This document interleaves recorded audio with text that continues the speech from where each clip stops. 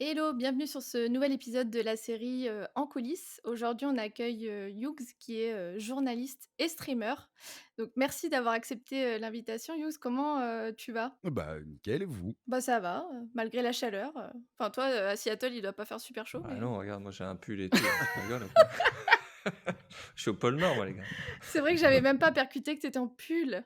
Oh là Ah ouais, là. ouais, non, il fait pas chaud ici, ouais. Parle comme des petits vieux quand même là, hein. C'est Ouais. disons Mais et chez vous, le la temps a météo, changé. ça se passe bien? Ah, franchement, il y a plus de saison de nos jours, hein. Ça c'est l'euro et internet, ça a tout Hein. changé. Non, on va quand même discuter du parcours de Hughes, de ton parcours journalistique, mais aussi ton passage vers Twitch. Tu as eu un parcours, enfin, tu as un parcours super intéressant parce que c'est pas une ligne droite.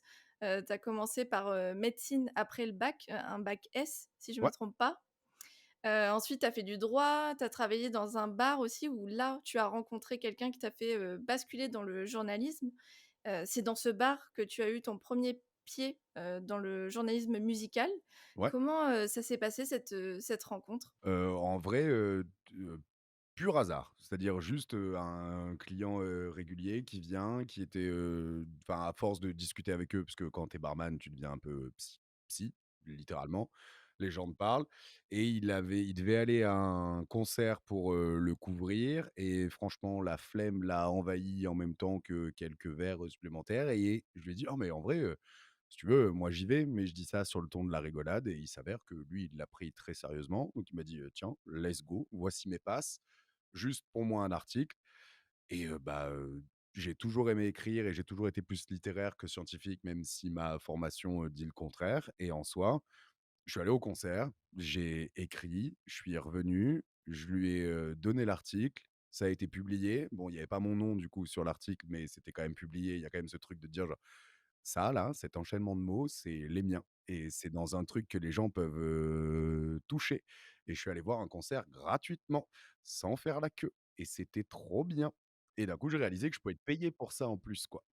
Donc et là, je me suis dit: «En vrai, ça pourrait être incroyable. Pourquoi est-ce que ça pourrait pas être ça ma vie?» En fait, ça devient un choix de carrière qui devient possible, alors que dans ma tête, ça m'avait jamais, traversé, l'esprit et peut-être 2 jours plus tard, alors que je suis en fac de droit et que je passe quand même plus de temps en terrasse de café à jouer aux cartes qu'à être vraiment à la fac, j'en discute avec un autre pote à moi et je dis: «Putain, c'est pas ce qui m'est arrivé et tout, c'était incroyable» et lui, c'était un musicien, confirmé.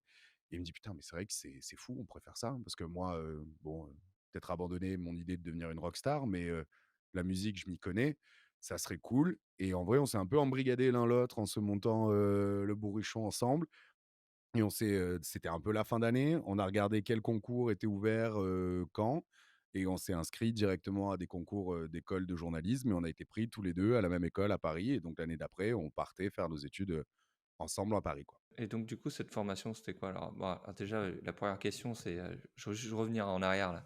Ouais. Quand tu es revenu du concert, le mec était toujours au bar ou tu ou vous vous Ah êtes non, rencontrés ailleurs? le concert est pas le même soir parce que je peux pas me Ah barrer ouais, de non mon j'imagine. service en mode: Non «Allez, je ciao, bon j'ai tu un sais quoi? Je article vais à aller au écrire!» concert. Donc non, c'était le week-end, qui suivait, donc Ouais, peut-être un ouais. ou 2 jours après et non, quand je suis revenu, je lui ai juste envoyé, le mail et j'ai reçu un mail disant, «Bah, coucou, c'est, nickel, j'ai juste corrigé tes fautes d'orthographe parce que tu es une quiche, mais la plume me plaît et ça marche donc ça part, au print, direct» et c'était juste une sensation incroyable, quoi. Le mec avait découvert ChatGPT avant même que ça existe. Exactement et en version Mmh. gratuite en plus. En plus, ouais, ouais, c'est la version gratos. Et tu as De rebossé ouf. avec lui ou pas du tout? Derrière, j'ai rebossé dans le même canard, parce que du coup, c'était un mensuel, qui faisait le tour de toute l'actualité, musicale d'une bonne partie de la France, mais c'était quand même très condensé de enfin, toute la partie sud de Bordeaux jusqu'à Nice et après, j'ai été pris en stage chez eux, Ah! OK. où ça a été mon premier stage de 2 semaines, dans mes premières années de journalisme, c'est chez eux et après un mois de stage chez eux aussi et j'ai juste passé l'été à aller à des dizaines de concerts et il y a tellement de concerts l'été qu'en vrai, c'était trop cool parce que je pouvais juste faire ce que je voulais. C'est-à-dire, il y a lui qui m'intéresse, il y a lui qui m'intéresse, il y a lui qui m'intéresse et rien qu'avec les concerts qui m'intéressaient, j'étais déjà plein pour tout l'été et puis ça m'a permis, d'interviewer les ZZ Top et Ah de oui. faire rire le guitariste et de me dire genre: c'est moi qui les C'est fais bon. rire. Voilà, ou de faire des interviews avec Sébastien Tellier ou avec, Zebda qui avait, quand même pas mal bercé, mon enfance de Marseillais. Donc c'était vraiment une expérience trop cool, quoi. Ah putain, Surtout pour c'est un énorme. stage. Alors, Grave. et du coup, leur barbe, elle est aussi longue que sur les jaquettes ou pas? Alors écoute, c'est exactement la question que j'ai posée avec laquelle je les ai fait rire, c'est que j'ai ouvert là-dessus en disant: «Avec les années qui passent, la barbe est de plus en plus longue, mais les cordes de guitare sont toujours à la même hauteur. Est-ce que c'est pas difficile de jouer sans se coincer les poils dedans?» Je me suis dit: «Ça passe ou ça casse». Il y a eu un rire, j'étais très heureux. Ah, c'est bon ça. Et donc du coup, est-ce que tu peux nous parler de la formation que tu as faite, de journaliste Ouais, moi je à suis Paris? allé à l'Institut européen du journalisme, à Paris, parce qu'ils avaient une antenne à Marseille et en fait, on a fait comme, tout, mec qui a envie de faire du journalisme, mais qui est pas très inspiré, qui sait pas par où attraper parce que ni lui ni moi, on a qui que ce soit de la famille qui est là-dedans et donc on a juste tapé école journalisme, Marseille. Il y avait la fac, il y avait, l'école qui était vraiment pas loin et il y avait des sessions de concours pour rentrer dedans qui était ouvert peut-être un mois après et on s'est dit: «Bah, let's go, ça nous fera au moins un entraînement avant de se lancer vraiment dedans».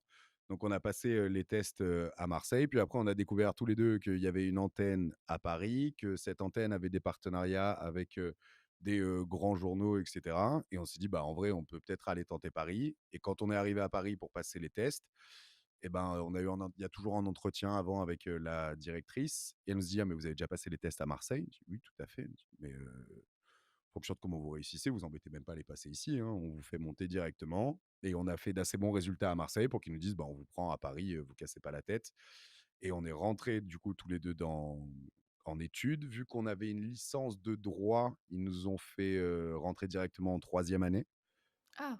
Ah ouais, le ce qui gain est de temps. ouais. Mais en vrai, avec mon année de médecine, je suis rentré directement en seconde année de droit et avec ma licence de droit, je suis rentré directement en troisième année de journalisme. Donc en fait, j'ai quasiment pas perdu de temps malgré les bifurcations, ce qui est grave cool. Mmh. C'est Tu as juste que trouvé des shortcuts. ouais, c'est ça. La dernière année de licence, c'est la dernière année qui était encore très généraliste dans, cette école. Après, on se spécialisait télé, radio, presse écrite et ils estimaient que c'était important qu'on fasse un truc généraliste avant de choisir. Donc du coup, je suis rentré en troisième année et puis après, la vie, a suivi. C'est-à-dire que j'ai eu ma troisième année, puis, mon master. Mon master, ça m'a permis de rentrer chez Libération où, j'ai fait, 6 mois et après 6 mois chez Libé, je me suis dit: «En vrai, bah, à la base, j'étais rentré pour faire de la réalisation, du documentaire. C'était ce qui me plaisait, de bouger partout dans le monde avec ma caméra. Donc j'ai repris une année où j'ai refait un master, mais cette fois-ci de réalisation et d'investigation et là, ensuite, après, ça a été, le ping-pong d'une boîte de prod à un truc en ricochet et juste, à suivre l'envie, en fait. Et quand tu as parlé de spécialisation là, juste, sur l'école, du coup, toi, tu as pris, journalisme ou tu as pris, parce que documentaire, tu l'as fait après, tu as refait Ouais. une formation après.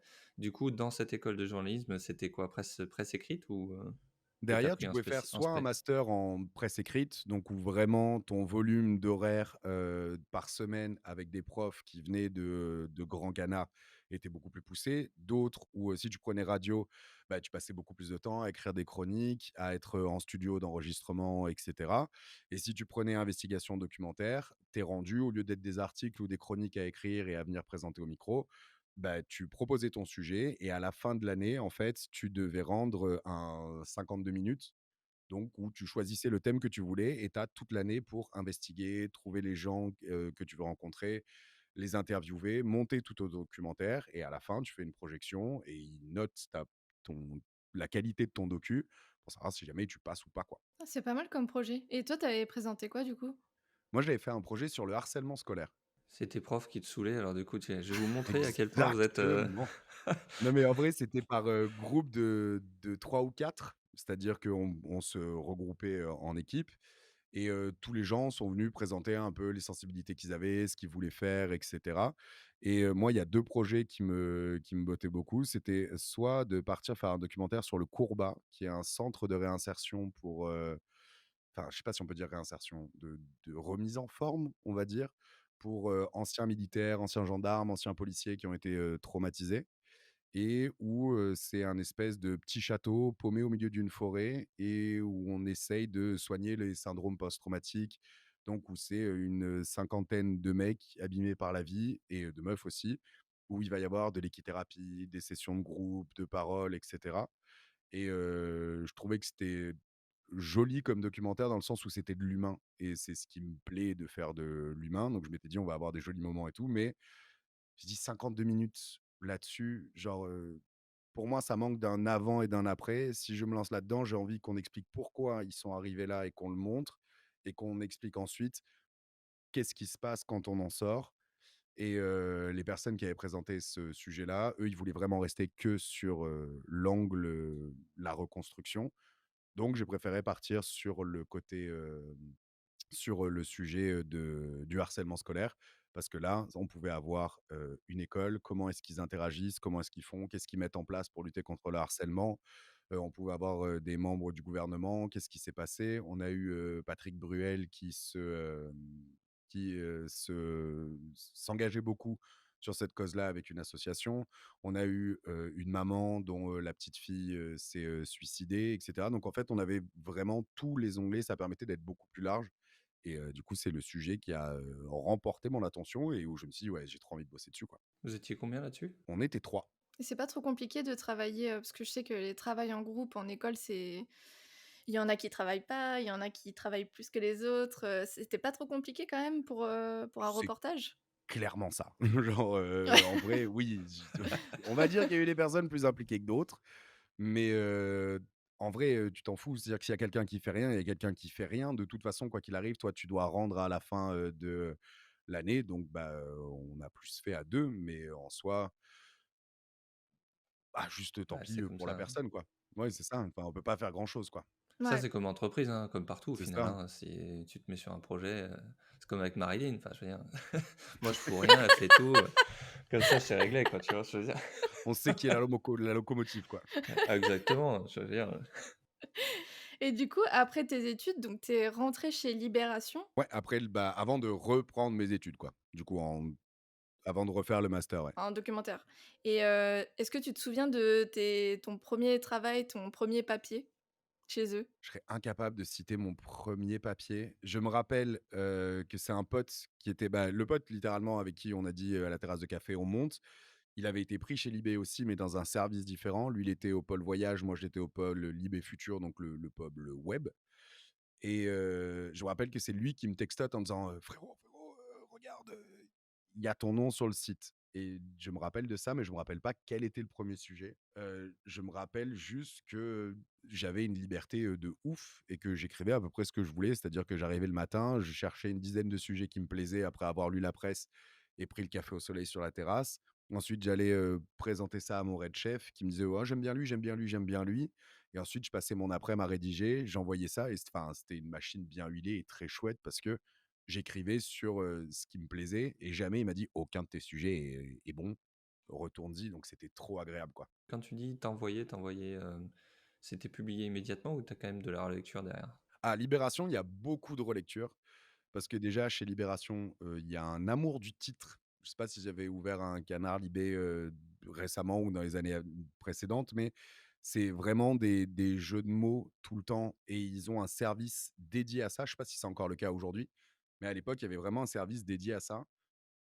Le service, Titraille, donc où toi, tu envoies ton article et eux, ils trouvent le titre le plus intelligent, possible. Mais là, par exemple, je sais pas, il y a eu il y a pas longtemps que j'ai trouvé brillante où ils parlaient du fait que les Parisiens, venaient beaucoup à Marseille et repartaient parce qu'ils avaient du mal à s'intégrer et le titre, c'était: «Les Parisiens s'en vont à Marseille, prennent leur clic et une claque».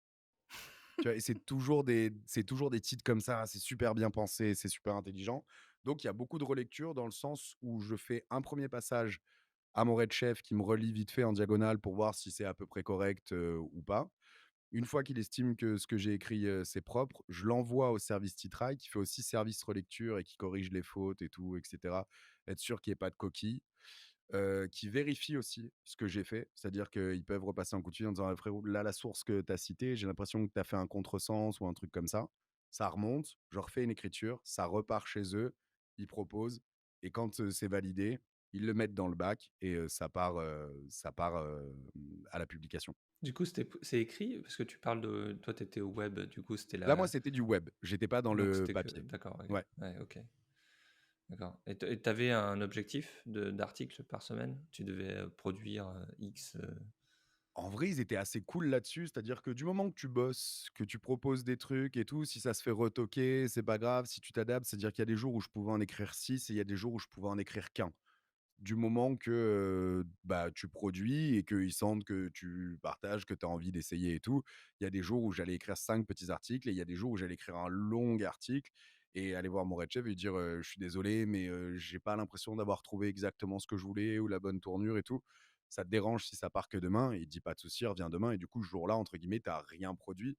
Mais le lendemain, à tête reposée, peut-être qu'en 45 minutes, tu as fini l'article et l'après-midi, tu peux en écrire 4. Donc non, il y a pas une obligation de rendu, sur le service web, quoi. Mais il était plutôt cool quand même parce que même en début de carrière, le fait de pouvoir, donner des sujets, qui t'intéressent déjà, qu'on t'impose pas, le fait de te dire: «OK, je suis pas obligé de produire là aujourd'hui, Mmh. 3 articles à l'appel», c'est vraiment favoriser la qualité à la quantité quoi, c'est cool en Ouais, vrai. complètement. Puis après, on était beaucoup c'est l'avantage du web contrairement au papier, où au papier, quand tu sors de la réunion de rédac et où tous les red chefs, ils ont un peu défendu leur bout de gras en disant: «Moi, j'estime qu'il y a ça qui est important, moi, j'estime qu'il y a ça important, je voudrais 2 pages, je voudrais une demi-page, il me faudrait un encart» et cetera. Après, eux, ils sont obligés de rendre avant le soir parce que sinon, il y a un encart qui part vide.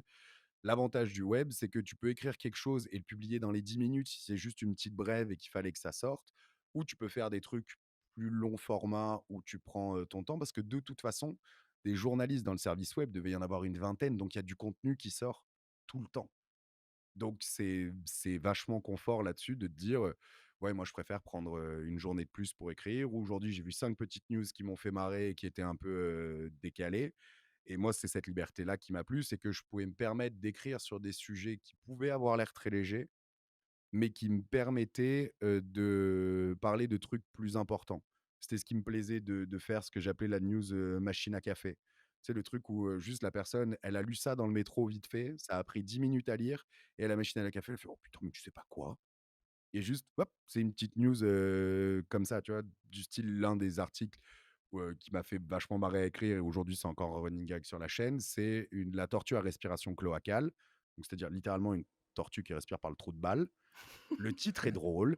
En plus, c'est une tortue qui reste dans des eaux un peu marécageuses, donc elle a une crête d'algues généralement sur la tête et ça lui fait une espèce de tête de punk. Donc j'aimais la tête de la tortue. Ça me faisait marrer qu'elle respire, par, le cloaque et ça me permettait de parler du fait qu'elle était en danger d'extinction parce qu'à cause du réchauffement climatique, l'eau changeait de température.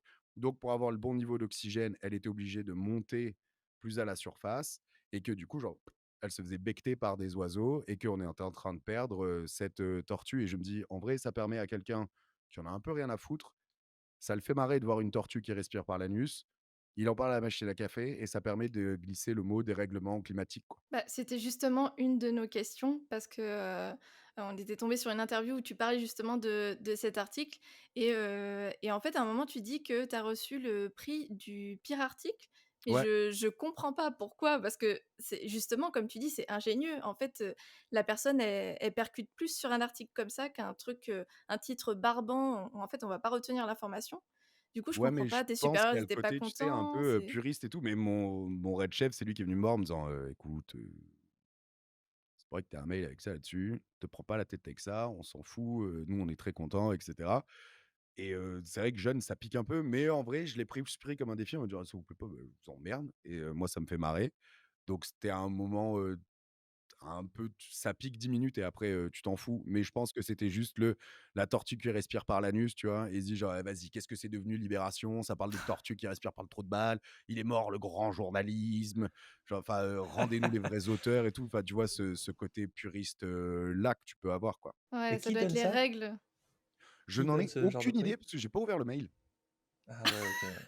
Tu as eu raison. Ben, j'ai pas ouvert le mail, juste il y avait l'objet prix, du pire article, du mois ou un truc comme ça et je fais genre: «OK, bah, bisous poubelle». C'est con parce qu'il y a peut-être une remise de prix avec des petits fours ou un truc, tu vois? Genre, Tu avais peut-être un trophée et tout, hein? c'est ça, il y avait peut-être Bah un ouais. trophée qui était trop chouette, c'est un petit caca doré ou voilà quoi. Ça aurait été Incroyable. cool mais du coup, je sais pas. Tu sais, ça me fait penser aux Razzie Awards. Je sais plus quel, C'est quel exactement grand ça. réalisateur avait fait ça. Bah, c'était pas Coppola, qui était justement allé chercher son Razzie Award pour, Peut-être. je sais plus quel film, Metropolis ou un truc comme ça et il était allé le chercher lui, en mode, Et ouais, «Je en m'en plus, fous, j'ai je vais le entendu le chercher». fact il y a peut-être genre une semaine où je sais plus qui c'est qui en parlait sur une vidéo YouTube en disant que les Razzie Awards étaient tombés en décrépitude et tout, mais que certains avaient joué le jeu. Et oui, effectivement, c'est un grand genre, enfin, Coppola, Scorsese ou un truc comme ça. C'est Ouais, vraiment ouais, genre c'est le ça. Ponte qui est allé, ouais. Ouais, C'est ouais. un prix, hein? Ça reste un Ouais, prix? Ça reste un prix et lui il a trouvé ça drôle donc il est allé le chercher quoi. Et du coup, en même temps, le mec, bon, il peut se le permettre, il est tellement une oui, genre légende Ouais. là, que tu vois? Limite, c'est rigolo, ouais. Mais tu vois, c'est marrant parce que cet article, du coup, comme, j'ai essayé d'aller le lire et la magie d'internet a fait que je suis tombé dans un puits, sans fond, d'informations sur cette, fameuse tortue, et sur, tu vois, il y avait des thèses, de personnes, tu vois, de scientifiques, des trucs comme ça. Je dis: «Putain, c'est incroyable». D'ailleurs, le mot cloacal, aucune idée de ce que ça voulait dire parce que quand j'ai vu ton titre, j'ai fait: «Qu'est-ce qu'il veut dire par là?» qu'est-ce qu'il veut lui? Alors le titre à la base, c'était pas cloaque, hein, c'était vraiment le mot anus qui a ensuite été Ah ouais, changé. d'accord. Mais bon, du coup, j'espère juste que, bah, mon flux Instagram, ça va pas être que des tortues, qui aspirent par le cul. En vrai, Mais, il y a plus désagréable que de tomber que sur des petites oui, tortues, ça quoi. peut, C'est tu vois, elles font des marrant! Ouais, petites bulles, voilà, ça peut être bien, ouais, ça ouais. peut être, bah, du coup, alors, tu as repris tes études de documentaire Ouais. et du coup, qu'est-ce qui t'a poussé, c'est pourquoi tu as décidé, bon, bah, tu en as parlé un petit peu juste avant, mais, qu'est-ce qui tu t'es dit: «Tiens, j'en ai marre de faire de la presse écrite», enfin, c'est même de la presse, traditionnelle, puis finalement, parce que c'était pas, quand on dit presse écrite, c'est plus papier au final, tu vois? On pense à ça en tout cas Oui, dans complet. la tête Mmh. Mais et même pour donc nous, du hein, quand coup, c'est le saint graal, c'est-à-dire que même moi dans la rédaction, je me disais genre: «Un jour peut-être, dans le papier», tu vois? C'est alors qu'en vrai, on écrit tous pour Libération, c'est trop chouette, peu importe quoi, mais il y a un côté un peu sacro-saint, quoi. ouais, c'est moins le cas peut-être aujourd'hui, remarque. Parce que bon, Je finalement le t'avouer que papier j'ai pas mis les pieds dans une rédaction depuis, donc je saurais pas te dire, quoi, vraiment. et donc du coup, pourquoi t'as décidé de reprendre tes études et de dire: «Bon, bah, c'est bon les gars, vous me saoulez, Parce je vais faire ce que je que voulais faire au je début, quoi». fais 6 mois chez Libé et en vrai, c'est, 6 mois, géniaux où, j'adore, l'ambiance, j'adore le côté rédaction, j'adore, comprendre comment ça fonctionne, voir, tous les différents services fonctionner entre eux. En plus, Libération, à ce moment-là, ils avaient encore leurs locaux place de la République, donc où c'était dans un ancien parking. Tu montais, c'était pas des escaliers, c'était vraiment la pente que tu montes en voiture normalement comme ça. Ah ouais! Et tu montais par et c'était en grande moquette rouge et à chaque étage, tu avais le service monde, le service politique, le service truc et tu montes comme ça et c'est incroyable de pouvoir faire, mais tu te poses une question là-dessus, descends 2 étages plus bas et 2 étages plus bas, il y a des gens qui sont là depuis 40 ans, qui ont un cerveau comme ça, qui connaissent tout mais de A à Z du petit sujet sur lequel tu te posais une question et tu avais une question comme ça et tu repars avec, une thèse complète sur la question que tu as posée. C'était vraiment incroyable. Mais, au bout de 6 mois, je fais enfin, dans les peut-être, ouais, 3-4 mois, je fais un gros article qui est, vraiment très, très lu et qui me fait être un peu vu. Du coup, je suis repéré par, le red chef d'un autre pôle qui me dit: «Est-ce que tu veux monter?» On est en train de monter, en gros, une, petite équipe pour faire un pôle internet plus, plus et où on peut se permettre des sujets encore plus décalés et cetera et cetera et je bascule chez lui. Je me régale pendant, 2 mois et ensuite il me dit: «J'ai vraiment très envie de te garder et tout, mais la direction m'a dit que là, c'était compliqué parce que c'est l'été et l'été, c'est le moment où il y a moins de trucs». Donc il me dit: «Il faudrait que tu restes dans le coin, que tu viennes régulièrement, viens bouffer avec nous, viens boire un café, viens un truc, reste dans le coin, je te filerai des papiers à écrire comme ça en pige et t'inquiète que rentrée prochaine, je te fais, re-rentrer, chez Libé avec, CDI et tutti quanti et à ce moment-là, full transparence, c'est juste que je suis un jeune trou de cul un peu inconséquent et que je me dis: «YOLO, j'ai mon été». Du coup, ah, c'est tout. Donc je me dis: «Trop bien, ça veut dire que j'ai les vacances» parce que, ça m'aurait emmerdé de pas pouvoir redescendre un petit peu à Marseille, quoi et je me dis: «Je redescends une semaine et je remonte» et en vrai, Paris l'été, par rapport au bord de mer l'été, il y avait pas Il pas beaucoup, photo. photo, c'est ça. Puis Mmh. tous les potes d'enfance ici et tout donc je suis remonté un peu tard et à ce moment-là, je me suis dit: «Qu'est-ce que je fais?» et je me suis dit: «En vrai, est-ce que c'est pas juste, le signe de, il faudrait peut-être que tu fasses ce que tu avais prévu de faire à la base parce que tu as fini par choisir ce master parce qu'il y avait l'opportunité Libération. Est-ce que tu choisirais pas le master pour lequel tu étais monté? Au moins, tu apprends à gérer une caméra, tu apprends à rédiger un documentaire, c'est ce qui te plaisait. Repars pour un an et du coup, je fais un deuxième master et là, je fais de la réal, quoi. Et au final, ça t'empêchait pas de revenir chez Libération si jamais, ça ne marchait pas? Alors oui et non, je pense que oui, j'aurais pu revenir, mais en vrai, je me dis quand, il y a quelqu'un et en fait, je pense que je me suis senti péteux, vraiment. C'est-à-dire de me dire, c'est quand même un rédac chef qui me propose à moi, 22 ans, qui me tend une main quand même incroyable et moi j'ai dit: «Ah ben je pars en vacances». Et peut-être que lui, il l'aurait très bien compris et que si j'étais revenu en septembre, il m'aurait dit: «Pas de souci, t'inquiète, bah, juste ça décale et il y a pas de problème». Mais à ce moment-là, moi, je me suis senti vraiment trop péteux pour, oser remettre un pied là-bas parce que après coup, tu réfléchis et tu culpabilises à dire: «Putain, on m'a tendu quelque chose sur un plateau, d'argent». C'était, incroyablement, ballsy de sa part de proposer ça, à un petit jeune, même s'il a fait un coup d'éclat sur un article et toi, tu lui as dit: «Je vais à la mer». Donc YOLO! ouais, voilà, je vais à la Les mer, châteaux de sable à faire, mon vieux, j'ai pas que c'est ça à ça, foutre. ouais, tu crois qu'ils vont se construire tout seuls les châteaux de sable? Hein? Oh! Donc ouais, je pense et après je me suis mis à culpabiliser et tout, j'y suis pas allé, quoi et du coup, j'y suis jamais retourné. Et du coup, tu trouves que tu as été plus formé, sur les bancs de l'école ou pendant tes expériences? Parce que quand même tu as fait des stages chez Clairement les Libération, expériences, ouais. de très loin. J'apprends plus, en une demi-année, chez Libé que ce que j'en apprends, à l'école, mais c'est pas, parce que les profs sont nuls ou parce que le système est cassé, c'est juste parce que, bah, à l'école, j'ai, 4 heures de cours où j'écris. On nous fait de la théorie, ensuite on nous demande de choisir un sujet, ensuite j'écris un article que je dois rendre 2 jours plus tard et puis, on passe une demi heure avec le prof qui nous corrige, qui nous relit et suivant. Donc j'écris, un ou 2 longs articles par semaine. Là, j'écris 5 articles par jour et il y a pas le temps. Donc c'est-à-dire que c'est pas possible, c'est pas possible, retravaille ta structure, elle est pas bonne, ça dégage, ce paragraphe il sert à rien. Pourquoi tu utilises encore des adverbes? Bah, bah, bah, bah, bah, ça va très vite et en vrai, bah, tu t'adaptes donc tu apprends beaucoup plus parce que tu produis plus. En plus, tu avais des intervenants à l'école, mais là, comme tu disais, chez Libération, tu descendais ou tu montais et tu avais l'expérience de Oui, tu plein as de tout. gens qui avaient Mmh. des années de taf dans les pattes, quoi. Ah puis c'est con quand tu es étudiant et que tu dis: «Bonjour, j'écris, un article sur, les, lobbies pharmaceutiques. Est-ce que je pourrais parler au, patron du syndicat des pharmaciens, s'il vous plaît?» «Oui, bien sûr, c'est pour qui?» Je suis en troisième année». Je Bah, écoutez, laissez-nous votre mail, on vous rappelle». Alors que: «Oui, bonjour, Hugo, du, service, web de Libération. Est-ce que je pourrais?» «Oui, bien sûr, nous vous mettons en ligne». C'est tout de suite beaucoup plus facile, quoi. Tu crédible, bah oui, forcément. Ouais. Ah Les portes ça c'est s'ouvrent. énervant ça le: «Ah c'est pas le bon moment, mais rappelez» et on Ouais, n'hésitez répondra pas à jamais. rappeler. Mmh. Laissez-nous vos coordonnées, vous en faites pas, on vous rappellera et tout. Pour le documentaire, on n'a aucune pitié, hein. C'était, «Bonjour, on travaille pour, Éléphant, boîte de production qui produit pour, TF1. Est-ce qu'on pourrait vous interviewer?» C'est comme ça qu'on a eu Bruel, hein. On lui a pas dit que c'était un projet étudiant, hein. Bonne idée, ouais. Ouais, Faut pas y aller au mal. culot, hein. Oui, Et complet. après il était vénère ou pas? Non, il l'a jamais vu, il s'en fout.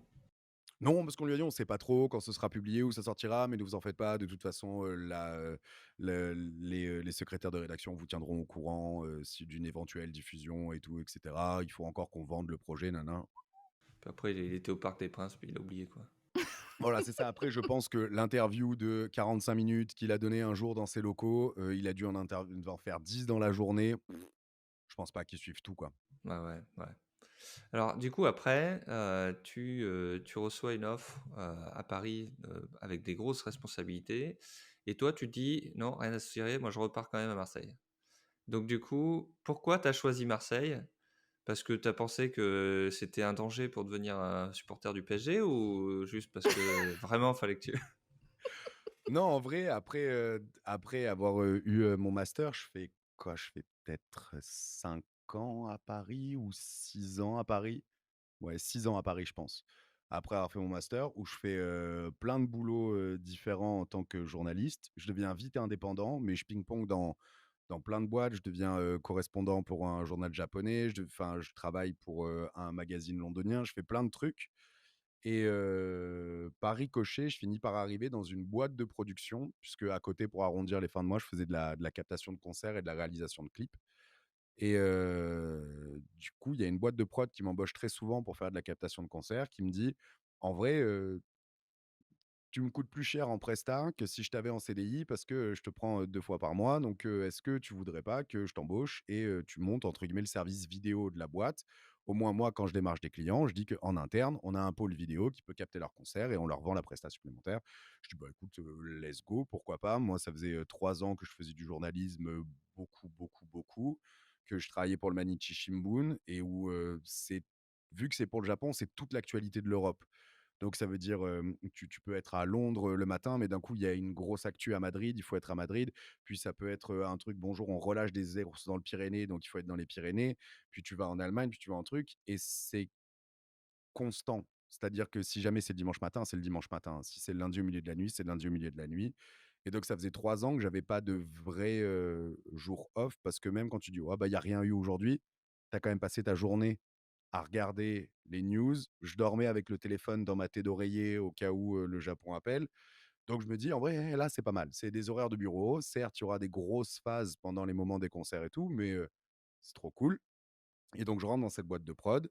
Je travaille avec eux pendant 1 an et ça se passe trop bien. Sauf que moi, entre 2 concerts, bah, je me fais un peu chier parce que quand, il y a pas de concert, il y a rien à filmer et donc je m'ennuie. Donc je dis: «En vrai, est-ce que tu me montrais pas un peu l'onglet production du boulot?» et je suis beaucoup plus rentré dans la prod, donc toute la partie des négoces de contrats, de création scénique, de négocier que des groupes viennent et tout et cetera et c'était trop bien, organiser des festivals et j'ai adoré cette partie production.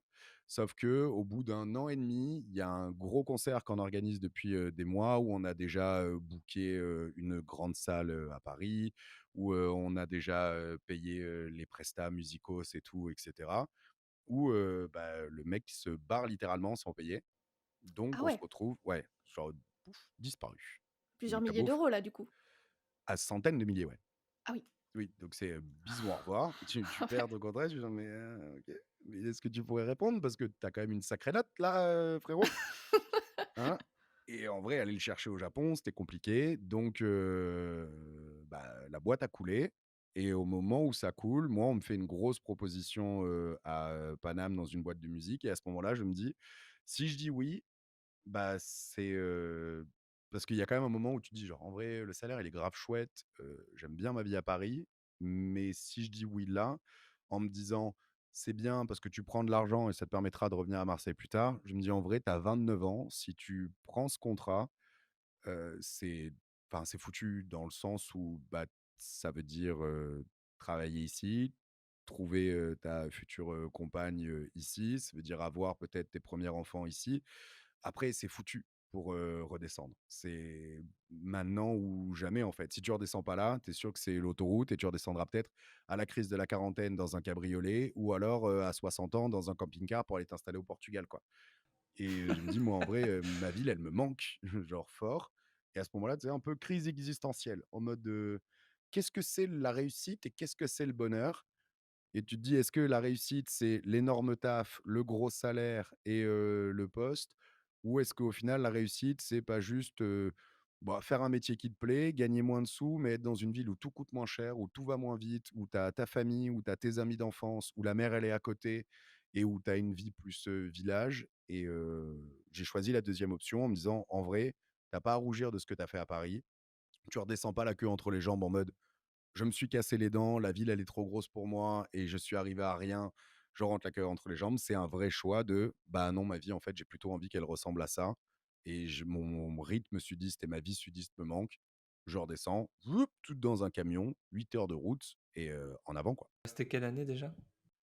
Quelle année? Ça doit être 2019. C'est ça, 2019. Fin 2019, genre, juste avant le début de l'été. Tu un peu précurseur sur ce coup parce que j'ai vu beaucoup de monde, faire ce genre de choix que tu as fait après Covid, Ouais, tu vois? moi, j'ai eu du bol, je suis Après redescendu Covid, juste avant. voilà, tu vois? Ouais. Donc tu étais Bah, un peu moi, hein, précurseur je là-dessus, suis ouais. descendue dans le sud, hein, juste après le covid. Parce que Je gros suis, craquage de: «Ah putain, c'est à ça que ressemble, le Nord». Ouais. ouais, c'était un peu ça, c'était, en fait, j'étais dans une crise existentielle, j'en pouvais plus de Paris, tu sais bah, tu l'as vécu, le brouhaha parisien, il y a trop de bruit, il y a trop de choses, tu trop sollicité et du coup, je suis redescendue, enfin, de base, on est nés, dans le sud avec Alex, près de Bordeaux et c'est vrai que ça me manquait cette vie Ah donc paisible, c'est le Bordeaux le sud soleil. pour toi? Bah, pour nous, c'est Bordeaux. Ça, c'est vrai que c'est un éternel Attends débat, et on il va y a pas y arriver. débat entre le sud-est et le sud-ouest, attention, Oui. Ouais, mais quand les gens enfin, ils disent: «Je vais en vacances dans le sud», Ils vont manger de la chocolatine, C'est chez Jamie. Bordeaux! moi, C'est quoi. évident, c'est C'est chez évident. moi. Ils vont à Alors que Biarritz, sinon, ils on te vont à dit: «Ah ça, Bayonne. c'est l'accent du sud-ouest». Personne dit: «C'est l'accent du sud-est». Tu as l'accent du sud, Fernandel, l'accent du sud-ouest qui sent le rugby. Le sud, c'est nous. Exactement, oui, mais sans le rugby, on est d'accord. Non, mais du coup, je suis descendue, mais dans le sud pour de vrai, là, cette fois, à Aix-en-Provence et je travaillais à Marseille. Mais, tu vois, moi, ça m'a fait l'effet inverse. J'ai pas supporté le fait que, j'ai bien aimé cette année au soleil et tout, mais j'ai pas supporté le fait qu'il y ait, plus autant Ouais. d'expositions, des musées, tu vois? Tout cet aspect culturel Mmh. qui a moins, en tout cas, à Marseille et à Aix-en-Provence. Donc C'est ça a pas la même été vie un peu, du tout, ouais. Moi, je ouais, sais ce c'est qui me ça. manque de Paris, c'est d'être toujours à un café de quelqu'un et Oui, ça, c'est ouais. un truc qui est incroyable. Tu as besoin de qui que ce soit, de professionnels, de trucs, tu passes un coup de fil, paf, on va boire un café. Tu es toujours à un café de quelqu'un. À Marseille, c'est plus compliqué parce que tout est super centralisé à Paris. Moi, le nombre de fois où en essayant de bosser à Marseille, ça passe par Paris et ça revient, tu vois? Ouais, c'est les opportunités aussi, hein. C'est ça qui est stressant Mmh et mh. tu te mets la pression, tu te dis: «OK, est-ce qu'il faut que je sacrifie tout et que je reste sur Paris ou» mais c'est bien parce que tu as suivi tes rêves au final. Comme, la reprise d'études, pour, les reportages et les documentaires, c'est tu suis ta Je ton sais pas chemin, si on quoi. peut dire un rêve en soi parce que, tu vois, je me dis rêve, c'est un objectif lointain où tu te dis: «Je vais tout faire pour aller là». Mmh. Donc pour moi, c'est un but où tu te dis: «OK, mon rêve, c'est ça et j'y vais» et moi, je pense que c'est plus des sauts d'instinct entre guillemets où il y a des gens qui disent enfin, il y a des trucs où j'ai l'impression de l'avoir fait par lâcheté ou fainéantise, comme par exemple, le choix de partir en vacances plutôt que de retourner, chez Libé et après rétrospectivement, tu te poses la question de, en vrai, est-ce que c'est pas juste que tu t'es écouté parce que quelque part au fond, ça te disait genre, «C'est pas là, va respirer et reviens» et plutôt que de me refaire le film en me disant: «Tu dû faire ça, t'aurais dû faire ça, t'aurais dû faire ça», je me dis: «En fait, j'ai fait juste ce que j'ai voulu ou en tout cas ce que j'ai pu et ce que je pouvais faire avec mes moyens du moment» et ça serait pas juste aujourd'hui avec 10 ans de plus, de regarder le moi d'il y a 10 ans en disant: «Bah alors, pourquoi tu fais pas les mêmes choix que moi, hein?»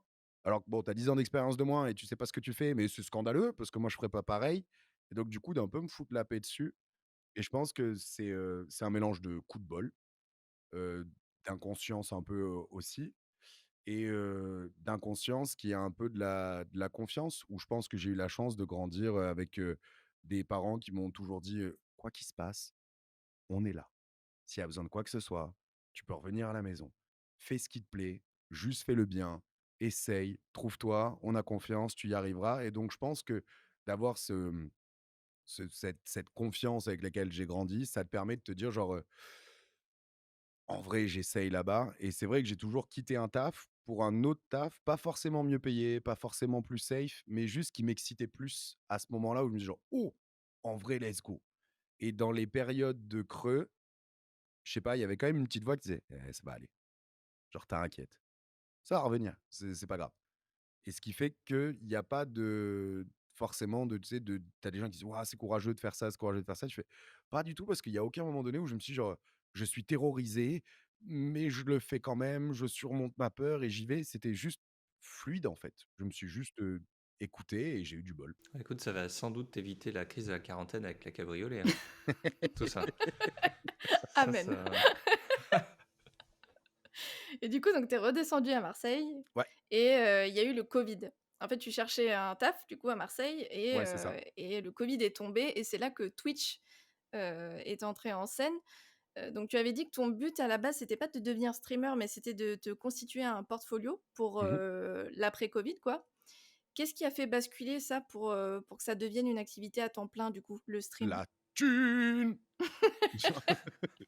Non, en vrai, c'est je me dis, ah, le cri du cœur, quoi. ah ouais, vraiment. Bah, en vrai, full transparence, ce qui m'a fait modifier, c'est de me dire, post-covid, de me dire: «Putain, mais attends, je paye mon loyer et mes courses là? Genre, je peux Et je fais vivre ce que de je ça?» kiffe. C'est ça, Mmh. je peux ça là, ça je peux en vivre? Bah, je prends le risque, vas-y, hein. Mais oui, c'est pur hasard Twitch, parce que je faisais déjà un peu de Twitch avec, la boîte de prod, parce qu'on avait monté une chaîne pour monter un peu ce qu'on faisait entre, les productions de spectacles et tout, parce qu'on s'est dit: «Ça fera de la com, ça nous permettra de vendre plus facilement nos billets derrière quand les groupes viennent et tout, puis potentiellement on pourrait y faire des interviews, on pourrait faire des trucs, ce sera chouette» et donc j'avais déjà vu un peu l'envers du décor et j'avais trouvé ça super intéressant et surtout, je consommais beaucoup Twitch en tant que viewer, quoi. Et quand je reviens à Marseille et que je galère de ouf à, trouver du taf comme journaliste, alors que dans ma petite tête, c'était en mode genre: «Mais ce sera facile, avec un CV parisien, Marseille t'attend et tout». Ma cache, un peu prétentieux, quoi. Et je voulais pas rester sans rien faire et je me suis dit: «Bah, envoyer des CV, c'est mignon, mais ça quand même prend quand même pas 8 heures par jour.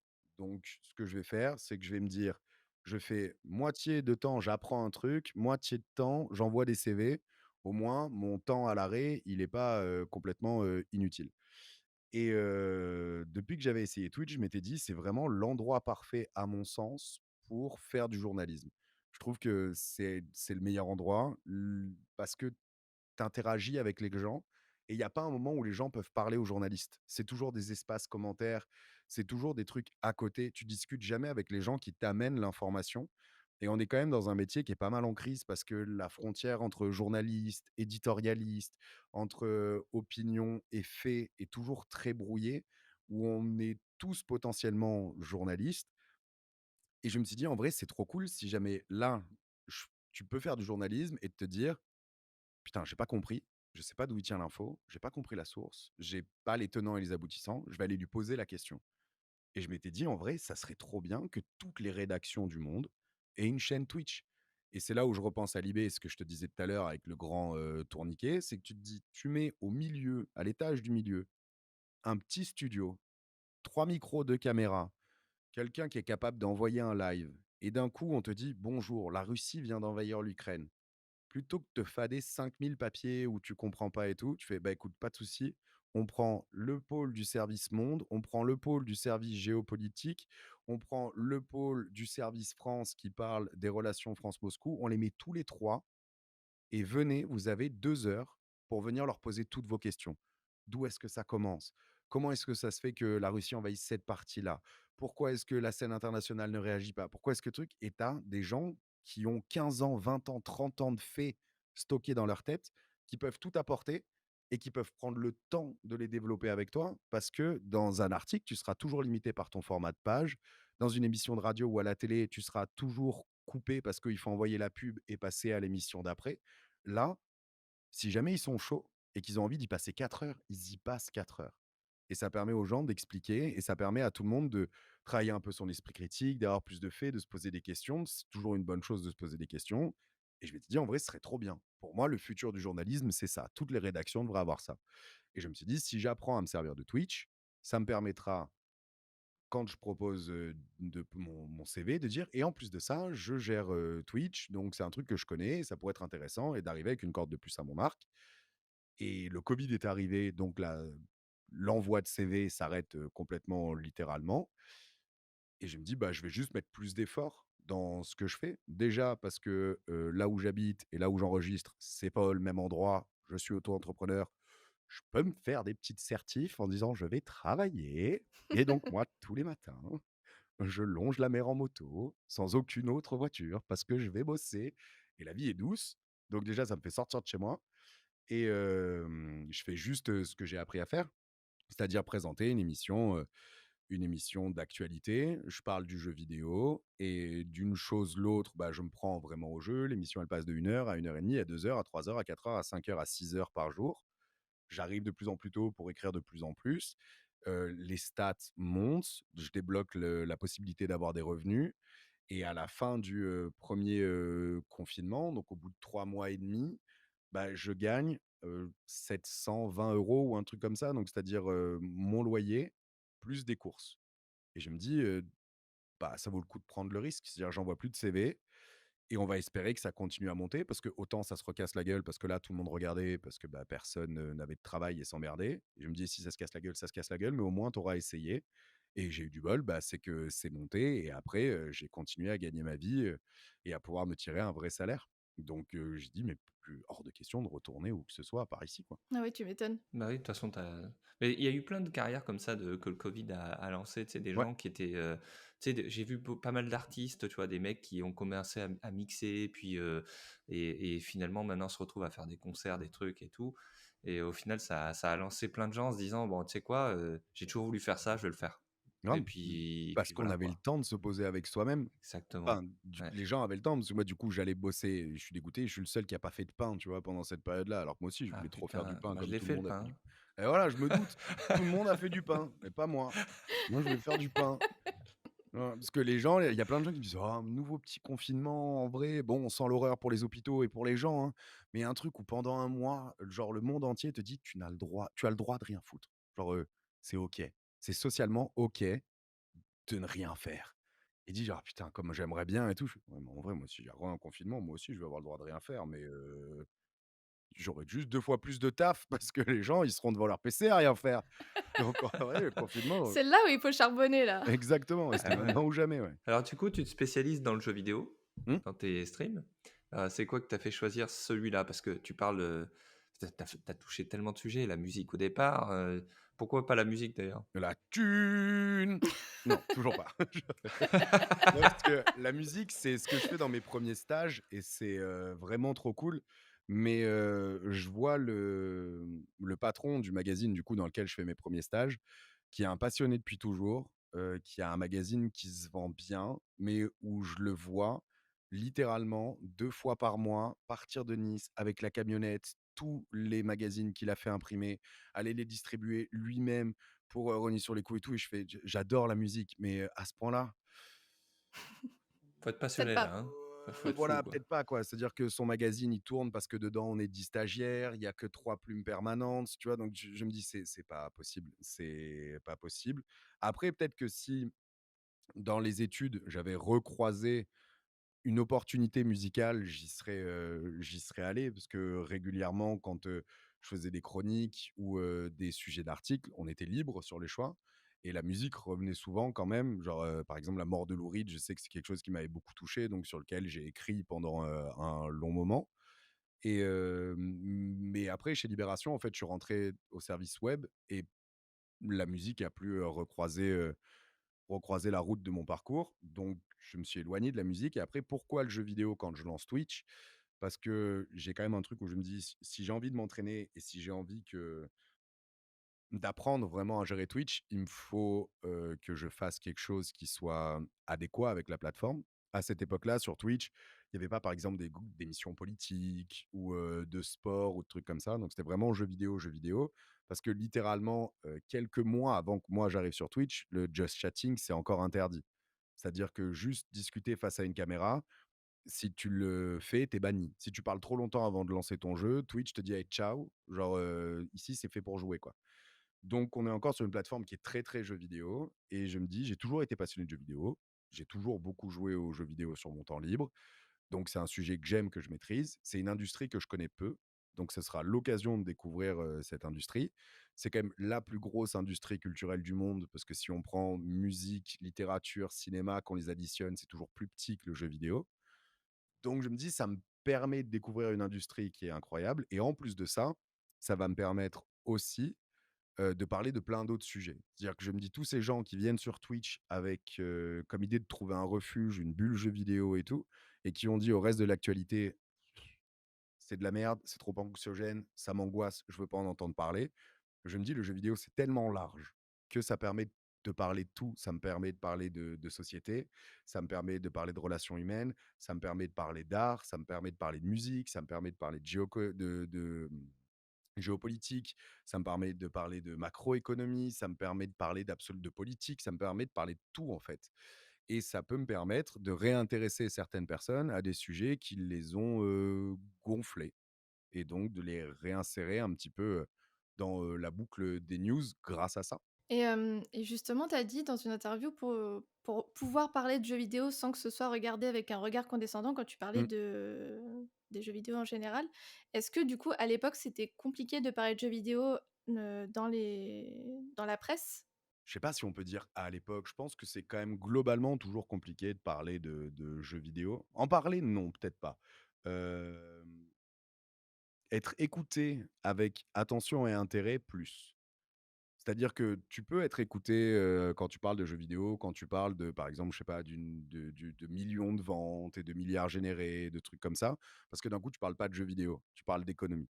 Donc là, ils sont OK. Mais d'un coup, quand tu essayes d'expliquer pourquoi est-ce que ce jeu, il est trop chouette, pourquoi est-ce que, il y a une vraie fibre artistique et cetera, personne se met à écouter et à parler jeux vidéo comme on pourrait parler cinéma ou, littérature ou musique.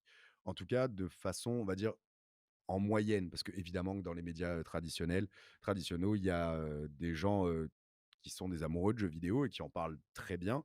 Mais c'est vrai qu'il y a plutôt un regard condescendant dessus, comme, à l'époque, le manga et comme encore aujourd'hui, le manga, d'ailleurs. Donc il y a vraiment un truc, condescendant quand on parle de jeux vidéo, il y a qu'à voir, enfin, les dernières, émeutes il y a 3 ans, le président de la République, il dit: «Ah, ils se croient dans GTA ou quoi les gens? Les jeux vidéo leur retournent le cerveau». Il se fait: «Sérieux encore? Putain, on a 20 ans de littérature scientifique qui prouve que les jeux vidéo rendent pas violents, mais il faut retourner dans ce cliché débile qui va faire des millions de vues et qui va être repris partout». Enfin, Surtout, voilà, il quoi. doit pas regarder les films, quoi. Parce que bon, Bah, c'est ça. en C'est termes de oui, c'est violence, vrai que les fi non, mais les films, ça a pas d'influence sur toi, parce que les jeux vidéo, si, mais évidemment. les films, non.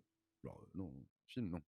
Donc oui, ça peut être compliqué de parler jeux vidéo ou en tout cas d'avoir un espace jeux vidéo parce que, bah, on va pas se mentir, si tu prends la télé, par exemple, tu regardes les audiences de la télé, je pense que la moyenne d'âge, elle est plus proche des 60 balais que des 30-40, quoi.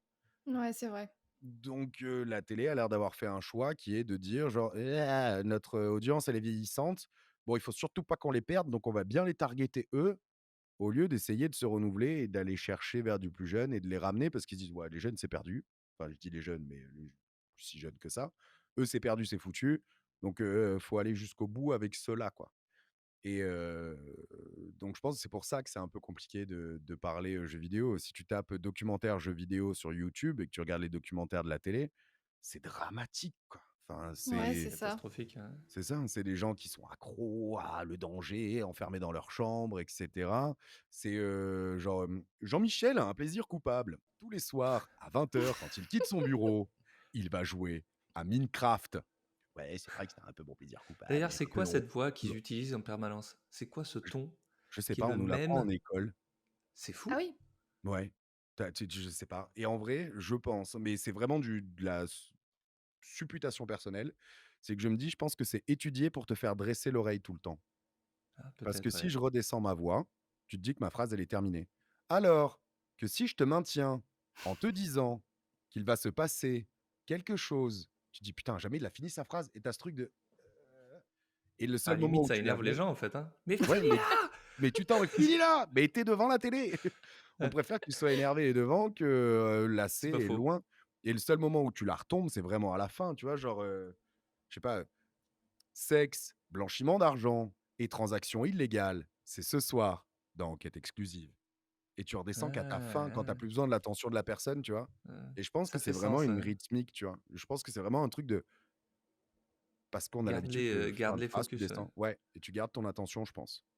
Tu sais que ça m'a toujours stressé ça, hein. Dès que je Ouais, ça regarde fait un truc et que je les v robotique, je les c'est vois parler Ouais. comme ça, je fais: «Mais c'est pas possible, ils sont tous pareils». Ah mais tous, c'est la voix de Ah journaliste, c'est quoi. Et tu as la ouais, voix c'est de ça. journaliste documentaire, genre, celle que je te fais là, c'est-à-dire enfin de reportage, celle que tu vas voir sur Enquête exclusive, sur machin, sur truc, sur, 62 minutes inside. C'est ta voix où tu poses ta voix sur, un doc et tu as ta voix de présentateur télé du 20 heures.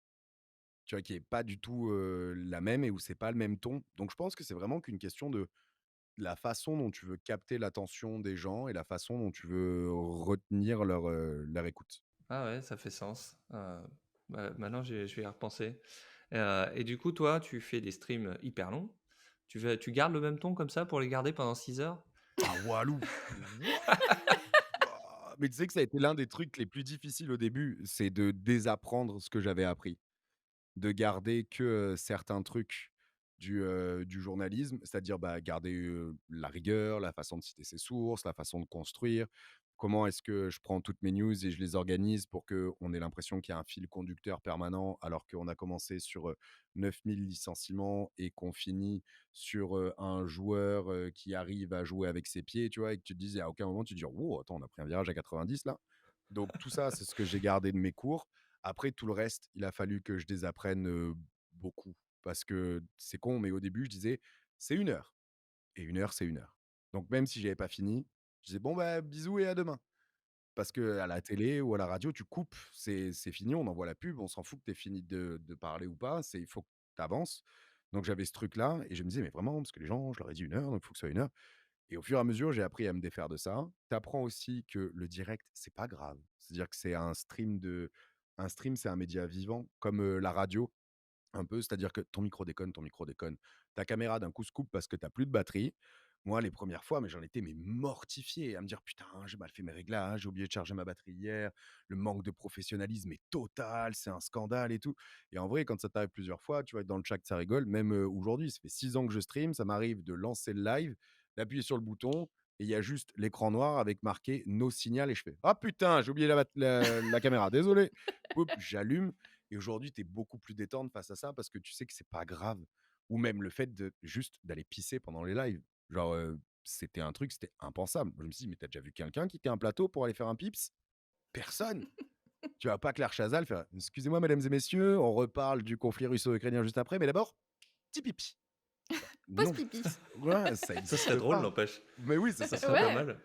hein, mais donc tu peux pas et en vrai, à partir du moment où tu comprends que tu as le temps, que, peu importe le temps que tu mets, si tu veux mettre 7 heures, tu mets 7 heures, c'est pas grave. Bah, tu dis: «Bah, écoutez les gars, je vais pips, je reviens, des bisous» et il y a plus de soucis. Même, tu vois, l'interactivité avec le chat, au début, je lisais les gens, mais je me disais: «Voilà, j'ai 10 news, j'ai 1 heure, c'est 6 minutes par news, j'ai 10 minutes d'introduction, 5 minutes d'au revoir, donc j'ai tant de temps par news». Je parle d'une news et la personne pose des questions, pose des questions, pose des questions et je fais: «Putain, on a bouffé 1 minute sur la news d'après. Bon, bah, c'est pas grave, j'en fais sauter une ou alors est-ce que j'arrive à en rattraper un créneau d'1 minute? J'arrive à rattraper d'une créneau d'1 minute, mais il faut que je passe tout de suite à la news suivante. Mais écoutez, merci beaucoup pour les questions sur cette news, on passe à la suivante» et en fait, tu réalises que ça n'a aucun sens sur Twitch et que si jamais il faut qu'on passe 1 heure et demie sur une news parce que les gens ont pas compris ou parce que ça manque de contexte ou parce que c'est une news qui fait débat, on passe 1 heure et demie dessus, c'est pas grave et c'est de là que les lives sont passés de 1 heure à 6 heures et que la préparation a beaucoup changé. Parce que la préparation sur une news en format télé, faut juste que je sache ce que je vais dire. La préparation d'une news format Twitch où tu as des centaines de personnes qui peuvent te questionner sur 1 million de sujets autour et te challenger sur plein de choses, bah, ta préparation, du coup, elle est beaucoup plus colossale. Ouais, clairement. Mais, justement ce truc de liberté, dans une interview, par exemple, tu disais que c'est pas pour tout le monde d'être, entrepreneur. Mmh. Est-ce que cette liberté justement de, voilà, pouvoir traiter, tous les sujets que tu veux traiter, le fait de pouvoir aller, faire, une pause pipi, est-ce qu'il y a des contraintes à cette liberté ou, c'est full, kiff? Alors, la contrainte dans la liberté d'un point de vue éditorial, il y en a pas. C'est-à-dire que je parle de ce que je veux, comme je veux. Si aujourd'hui, je lance le live et j'ai envie de parler pendant 2 heures et demie des incroyables pâtes bolo que j'ai cuisinées hier, je fais ce que je veux. Ou si jamais je veux liver pendant 2 heures en silence en regardant la caméra, je fais ce que je veux. Les seules contraintes qui viennent, elles sont entre guillemets d'un point de vue, bah, économique. C'est-à-dire que tu réfléchis en te disant: «Si je fais ça, il y a moyen que les gens ils se cassent parce que 2 heures de silence à regarder dans les yeux, ça fait chier tout le monde». Donc tes contraintes, elles viennent là-dessus et quand je disais: «C'est pas pour tout le monde d'être auto-entrepreneur», c'est pas dans un truc de d'espèce de délire de superpuissance en mode: «Oh, c'est pas pour tout le monde, pas tout le monde peut y arriver, vous savez, genre il y a les élus et les autres». Non, parce que je trouve que notre génération, on a été trop matrixé par ça, par, le mythe du self-made man qui se dépasse, qui fait tout seul, qui réussit et tout et je suis en train de m'étouffer. Bois de l'eau, pause eau. Pause eau, désolé. Mais ouais, on a tous été trop C'est matrixés par inadmissible, ça, je trouve. c'est pas Ouais, je professionnel, me doute, mais tu j'annule mon abonnement! Remboursez mon invitation! Merde quoi! Ah non, mais un scandale. Ouais, je sais. L'outrecuidance du type, quoi et tu as vraiment ce truc, cette espèce de mythe et c'est un truc qui m'emmerde, en fait, parce que en vrai, c'est mettre des contraintes, mais dans l'autre sens. C'est-à-dire que l'absence de contrainte devient une contrainte. Il faut que tu sois dans ce moule-là, que tu sois indépendant, que tu fasses ton truc. Il faut que tu bosses 15 heures par jour parce que sinon, tu es une feignasse. Et c'est comme ça que tu te retrouves avec des gens qui disent: «Ouah, pouah, je fais 90 heures par semaine, hein».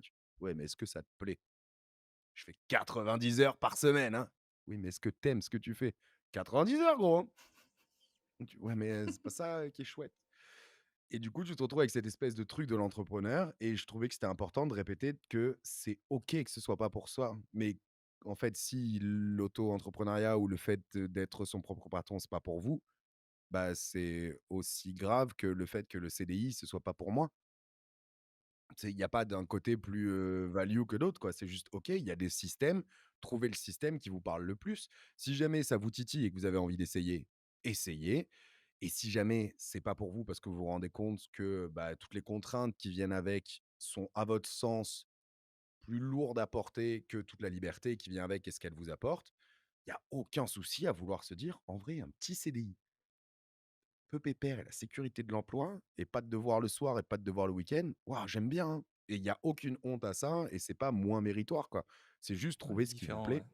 C'est ça, c'est juste différent et c'est juste important de rappeler que genre, en vrai, faites ce qui vous plaît, c'est tout. Putain, c'est trop court pour que vous vous enfermiez dans un modèle, pour que les gens à l'extérieur se disent: «Waouh, putain, il bosse 90 heures par semaine. Qu'est-ce qu'on s'en fout?»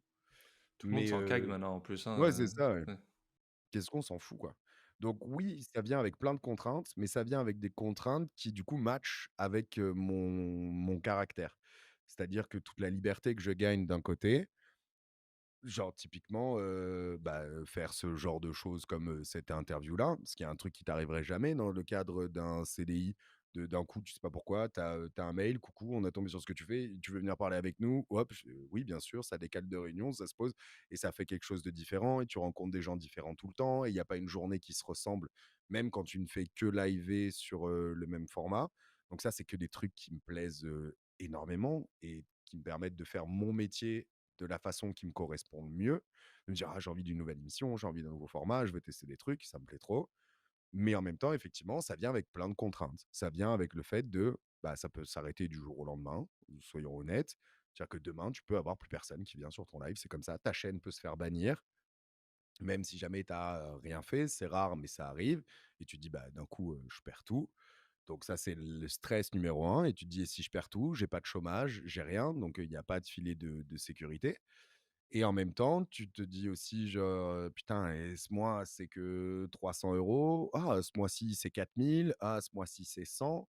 Donc faut quand même être assez, entre guillemets, «serein» sur le fait de te dire: «Ça va revenir, c'est pas grave, c'est haut, bas» et aussi te préparer mentalement à te dire: «Est-ce que le jour où il faudra lâcher l'affaire, je saurai que c'est le moment de lâcher l'affaire?»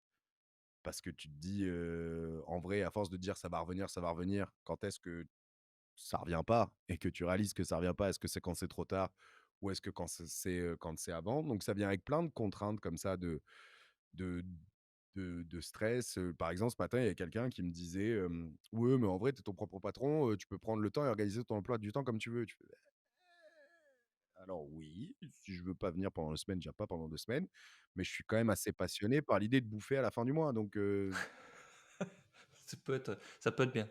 ouais, c'est ça, donc je me dis: «En vrai, bah, oui, tu reviens, quoi» et je dis: «Et en vrai, vous avez beau me dire: "Ouais, non, mais on sera toujours là si tu reviens dans 2 semaines"», bah, statistiquement, je sais que 20 d'entre vous, si je pars plus de 10 jours, ils remettront peut-être un mois et demi avant de retrouver le chemin de la chaîne, donc c'est un truc auquel tu penses parce que, bah, certes, c'est un loisir à la base, certes, c'est un truc qui me plaît, mais il y a pas de honte à vouloir vivre d'un truc qui te plaît, quoi. Mais c'est juste ça, c'est juste ton équilibre entre les contraintes, parce qu'il y en a partout, au CDI, tu vois? Par exemple, moi, genre, les contraintes d'horaire pile poil, les contraintes d'obligation de résultat, quelqu'un qui regarde pas dessus ton épaule et cetera, c'est quelque chose qui m'angoisse au plus haut point. Mais en même temps, bah, sécurité, chômage, arrêt maladie, tout ça où tu dis genre: «Eh, le fait Ticket de pouvoir resto, faire un crédit inflation. facile, ticket resto, Chèque 70 vacances! sur ton pass Navigo, chèque vacances». Tu te dis en vrai, il y a des trucs quand même vachement sympas. Pouvoir faire un crédit pour acheter un appart, c'est cool, tu vois? Mais je me dis en ce moment, avec la vie que j'ai, mes contraintes sont plus faibles que, ce que j'aime de ce côté-là, donc le choix se pose pas, mais peut-être Ouais, que tu ça kiffes, quoi. changera. C'est ça. Parce que je me dis: «Imagine demain j'ai un enfant», bah, c'est pas pareil, tu vois? Ça reviendra, il est quand même moins flippant quand c'est juste toi en jeu où tu te dis genre: «Bah, au pire ce mois-ci, je sors pas ou je mangerai juste des pâtes, on s'en fout». Tu manges un D'un coup pigeon au pire. ouais, c'est ça, voilà, tu attrapes un truc, ça traîne. À Mars, c'est plutôt des rats qu'on a et puis Une ils sont mouette, bien hein. dodus, tu vois? Ouais, un À gabion, Marseille, voilà, c'est ça.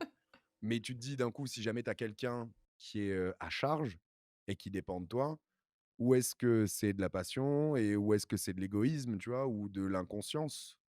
Et de te dire genre, donc d'un coup, peut-être que là, les contraintes de me dire: «Putain, le stress de pas savoir si le mois prochain ça va aller», parce qu'il y a pas que moi qui est en jeu. Peut-être que ce sera beaucoup trop fort et peut-être qu'à ce moment-là, je prendrai une autre voie. Mais pour l'instant, c'est tout ce que j'ai envie de faire et comme j'aime le faire, quoi. Du coup, tu avais parlé, dans un stream du fait d'être soi-même, d'être hyper simple, mais que quand tu as quelqu'un chez toi, tu es tétanisé par le fait Mmh. de faire ton ça vient d'où ça? Alors moi, je sais que c'est un peu le cas, tu vois? Quand on fait ce podcast et que je sais qu'il y a des gens là, en ce moment, il y a des gens à la maison, ça me Oui, stresse un j'ai vu truc une de petite fou. porte s'ouvrir et une tête passer. Je me suis dit: «Je vais Exact. pas le dire parce que c'est un coup à décomposer quelqu'un, ça». Alors maintenant, j'y suis un peu habitué, mais en fait, au début, c'était extrêmement difficile. J'avais du mal, hein. Mais parce que est-ce que c'est pas un peu ridicule? C'est ça. Bah, Tu sais, on c'est est dur, assis en hein. fauteuil devant une caméra, genre, Ouais. c'est bizarre, non? La personne, elle a pas le son, en fait. Du Ouais, coup, elle est pas puis tu dans sais notre bulle. voilà, et tu sais, c'est ça, c'est cocooning. Moi, quand je live, tout ce que j'ai, c'est moi et le chat, tu vois? Genre, on est ensemble, on discute et ça fait sens quand je le fais et d'un coup, quand j'entends quelqu'un marcher ou passer, j'ai une vue troisième personne qui pop de la personne qui regarde depuis là et elle se dit genre juste: «Qu'est-ce qu'il fait à 34 ans dans sa chambre d'enfant, assis devant un ordinateur à glousser comme une dinde?» Et là, tu as la phrase de ta mère qui vient et qui te dit genre: «Mais les gens, ils regardent?» Tu fais: «Oui» et ils payent? Tu fais: «Oui, je comprends que de ton point de vue, ça paraisse bizarre, mais je te promets que de l'autre point de vue, non. C'est-à-dire que si tu es de On l'autre rigole côté de bien, la OK? caméra, voilà, c'est chouette, OK?» Les gens qui regardent, c'est beaucoup plus propre parce qu'ils voient pas tout ça, tu vois? Genre, ils voient pas, les trucs, foutus par terre, les cartons à moitié ouverts, le truc, genre, ils se disent pas genre: «Qu'est-ce qu'il fait l'autre? Hein?» Oui, Et tu sais, si on regarde bien, le mec qui fait 90 heures là, si ouais, tu le suivais sans contexte, à regarder ce qu'il est en train de faire, tu te dirais sans doute: «Mais qu'est-ce que tu fais, mais mec? mais ouais, complet. «Qu'est-ce que tu fais?» Ouais, ça a aucun sens. T'as changé les couleurs sur ta présentation Ouais, PowerPoint?» Tout le monde s'en fout. Il y avait des gens qui le ouais, lisent ça? c'est ça. Pas finir directement dans un mail en mode: «Ouais, merci, ouais, vas-y». Ah, on l'a occupé cette semaine, 90 heures, Ouais, c'est on ça et l'a hop, bien on a bien fait chier là. Allez hop, 1008, c'est parfait, bisous. Mais ouais, je pense que c'est ça, hein, c'est le côté de c'est étrange vu de l'extérieur, tu vois? Et en plus de ça, c'est étrange dans un sens, encore plus différent que, par exemple, c'est quelqu'un qui sera en visio ou qui passera un entretien d'embauche comme ça, tu vois? Où tu te dis, les gens, ils ont l'image de ce à quoi ça correspond. Ils se disent: «OK, à la place de la caméra, c'est comme s'ils avaient leur collaborateur en face ou la personne qui veut les embaucher». Là, c'est quand même très obscur et puis, en plus de ça, c'est con, mais tu es dans un chat, tu discutes de trucs qui sont quand même très pointu culture internet, dans le sens où tu es dans ta bulle, donc les références sont les mêmes sont les mêmes. Tu t'envoies, des vannes et des trucs et d'un coup, tu te dis: «La personne extérieure qui passe une tête et qui comprend rien à ce monde-là», il se dit: «Mais de quoi il parle Jackie, quoi?» et je parce que mon fils, je savais ce qu'il faisait. Mon fils, il était journaliste, OK? Il écrivait chez Libération. Bon, il parlait de tortues qui respirent par le cul, mais je vois ce qu'il fait, tu vois? Alors que là, il est en train de dire: «Ah non, franchement, ce jeu, c'est du poulet. Qu'est-ce que ça veut dire?» Tu vois? Genre, enfin et où on vit dans une saucisse qui dit et tu vois? Il y a un côté où tu peux dire: «Nin et c'est con, mais c'est l'image que je projette dans ma tête quand il y a quelqu'un qui passe, tu vois? Je me dis: «Putain, ça doit être extraterrestre» et du coup, tu as ce truc de tout de suite de donc Ouais, ce que je gêné. voulais vous dire, voilà, tu vois? Et tu te retiens, tu te contiens, alors que ça devrait être tout l'inverse. On devrait juste être soi-même tout le temps comme ça et c'est ça qui fait que c'est cool les lives. Bah, ouais, c'est Ouais, ça. mais c'est dur, hein. C'est dur, c'est comme, ce que tu disais, les entretiens. C'est vrai que moi, par exemple, quand je passais des entretiens, en visio, j'étais hyper stressée que quelqu'un soit dans la pièce d'à côté, quoi, Bah qu'il ouais. m'entende, en plus, un entretien, tu te vends, du coup, c'est encore plus stressant. Je sais pas, Ouais, tu as c'est toujours l'effet l'impression troisième qu'à côté, il personne. y a quelqu'un qui va te dire genre: «Oh le melon! Oh comment il Quelqu'un se qui te la juge. pète! Oh là Même pas là! vrai, même pas 4 vrai! années d'études! Mytho!» Ah, c'est vraiment ça. C'est l'effet, ouais, 3 personne où tu te dis: «Ouh là, il est pas du tout dans ta bulle, du coup, il va pas comprendre, ce Ouais, que tu es en train de dire, là». mais tu vois même là, ça, le fait de mimer le truc, j'imagine quelqu'un qui passe à ce moment-là. Moi la personne, j'aurais dit: «Ouais, j'ai une interview», tu vois? Donc dans sa tête, interview Claire Chazal, costard cravate, on discute, on se pose: «Oui bien sûr, c'est important» et il passe derrière la porte genre: «Mytho!» Je dis: «Mais qu'est-ce qu'il fout dedans?» tu vois? Il craque, le gars. Mais ouais, il a craqué, c'est pas possible, genre, c'est pas une interview. Parce que ça sort trop des cadres avec lesquels tout le monde a grandi, en vrai. Ouais, c'est ça donc justement, on va parler de la même chose. Tu as dit, que tu avais, une grande peur, c'était de pas être apprécié quand tu étais 100 toi-même. Donc là, on parlait de Ouais. la troisième personne, mais là, c'est en live. Est-ce que du coup, au début, quand tu as commencé à streamer, c'était dur de te montrer, toi, quoi. Bah, en vrai, c'est pas tant dur de te montrer toi, dans le sens où de toute façon, quand tu te frappes 6 heures de live, c'est difficile. Je enfin, il y en a qui arrivent, hein, et qui décident d'incarner un personnage en live et tout. Rarement en just chatting, c'est plutôt un personnage quand il joue, donc je pense que tu as le support du jeu. Mais en vrai, parler 6 heures par jour sans être toi, je pense que C'est c'est un chaud. exercice mental qui doit être d'un difficile de ouf. Mais Je pense que c'est tu deviens plus fou après. ce truc de te dire: «Si ça plaît pas, si je suis journaliste et que je produis quelque chose, c'est pas moi qu'ils aiment pas, c'est mon contenu. Là, si j'ouvre plus les vannes, qu'on en vient plus à avoir des discussions sur autre chose, bah, à force de traîner dans le coin, il y a forcément du perso qui vient, donc les gens en discutent et cetera, et tu finis par connaître un peu des gens, du chat, et tu te dis: «Là, ce qui va être rejeté, c'est moi, c'est pas forcément le contenu». Et ça arrive, tu vois? Genre, il y a une semaine encore ou 2 là, je suis tombé sur un tweet où il y a quelqu'un qui dit genre il m'a mentionné dedans, donc c'est qu'il y a quand même vraiment une volonté que je le vois, tu vois? Et il y a marqué, Hughes, quand même, d'aller sur son stream, voir, la liste des actualités, se dire: «Waouh, ça a l'air passionnant», et arriver et entendre parler de son barbier qui est parti vivre au Canada et que du coup, il a été obligé de refaire son dégradé lui-même, qui s'est rasé à blanc et qu'il a loupé et que c'est plus droit. Oh la flemme, hein! Et si vous vous demandez, c'est comme ça à tous les lives. Le gars, il fait que déblatérer pour rien. Nous, tout ce qu'on veut, c'est les news, c'est les news. Je fais genre: «Aïe, Ah ouais, c'est dur là, hein. aïe». Ah, ça pique ça. Et et pourtant, en vrai, tu dis genre: «Frérot, c'est pareil tous les jours, hein. 10:30, on arrive, on discute pendant 1 heure, 11:30, les news, elles sont là. Si t Viens à 11:30 en fait, juste, et puis le live de mon barbier, c'était il y a 3 semaines, donc ça veut dire que tu es sur un replay. Tu as un super pouvoir qui s'appelle la molette pour avancer dans le temps jusqu'au sujet qui te plaît, quoi». Et et en vrai, cette réflexion, elle vient qu'après, 2-3 heures de: «Aïe, ouais, peut-être que je parle trop, peut-être que les gens, ça les fait chier, peut-être que ça les emmerde». Enfin, en vrai, c'est vrai que moi, je me pose là et je discute, comme si j'étais au café avec des potes avant d'attaquer les news, mais peut-être que ça fait chier tout le monde et qu'ils sont tous trop polis pour me le dire et qu'ils attendent tous les news comme ça. Moi, genre: «Jamais elle Ouais, finit de tu te poses parler des l'autre». questions, quoi. Ouais, c'est ça, et au bout d'un moment, tu te dis: «Attends, merde, genre, ça fait 6 ans que c'est comme ça. Si jamais ils étaient pas contents, bah, c'est pas grave, au pire, moi ça me fait marrer de discuter avec le peu de gens, qui réagissent à ce moment-là, même s'il y a que 3 personnes et que moi ça me fait marrer, que ça fait plaisir à ces 3 personnes, et qu'il y a 1000 personnes qui veulent juste les news, bah, les 1000 personnes, elles arrivent à 11:30 et puis c'est tout. Genre, point. Après, le genre de commentaires que tu viens de citer, je les ai lus pour des émissions de radio, des Mmh. émissions de télé, que moi Ah, je tu l'auras suis et partout, ouais. à chaque fois, la réflexion que je me fais, c'est ce que tu viens de dire, c'est: «Bah, écoute pas mec». Enfin, je sais pas, Ouais, je passe. comprends pas, je Ouais. comprends pas, je Ah, tu as qui Les viennent dans le haters. chat, hein, qui disent: «Pouah, qu'est-ce que c'est nul!» Je fais: «Super, eh beh, alors viens vas-y». pas. Bah, gros, tu as un super pouvoir, le zapping. Genre, Ouais. tu peux décaler à côté. Quand tu tombes sur un truc chiant sur TF1, tu vas sur M6, tu pas la prod de TF1 en disant: «Allô, je voulais vous dire, c'était bien de la merde, hein. Du coup, j'ai zappé, hein, mais il fallait que je vous le dise parce que mon avis, il compte. Donc je voulais que vous sachiez que j'ai zappé parce que vous étiez nuls». Je fais: «Mais Merci ça monsieur. plaise. Merci, bisous». En plus, quand tu es en plein live et que tu lis ça, franchement, ça fout un coup. Même si tu as pas envie de Ça Ouais. doit te réagir. faire rire maintenant? Ah, Ça te Ah, fait ouais, c'est-à-dire ouais, que quand tu regardes, ça me fait rire. À l'intérieur, ça fait quand même un peu. ouais. ouais, ouais. Tu un Bah oui, mec Tu derrière, forcément. apprends à Voilà, ouais, c'est ça, tu apprends à être calme.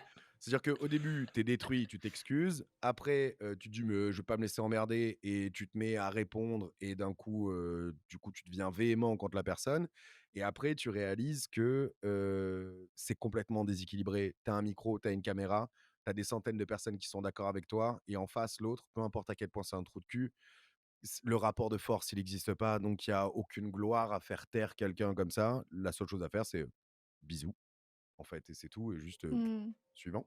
D'ailleurs, alors, du coup, dans tes lives, il y a des gens qui interagissent avec toi.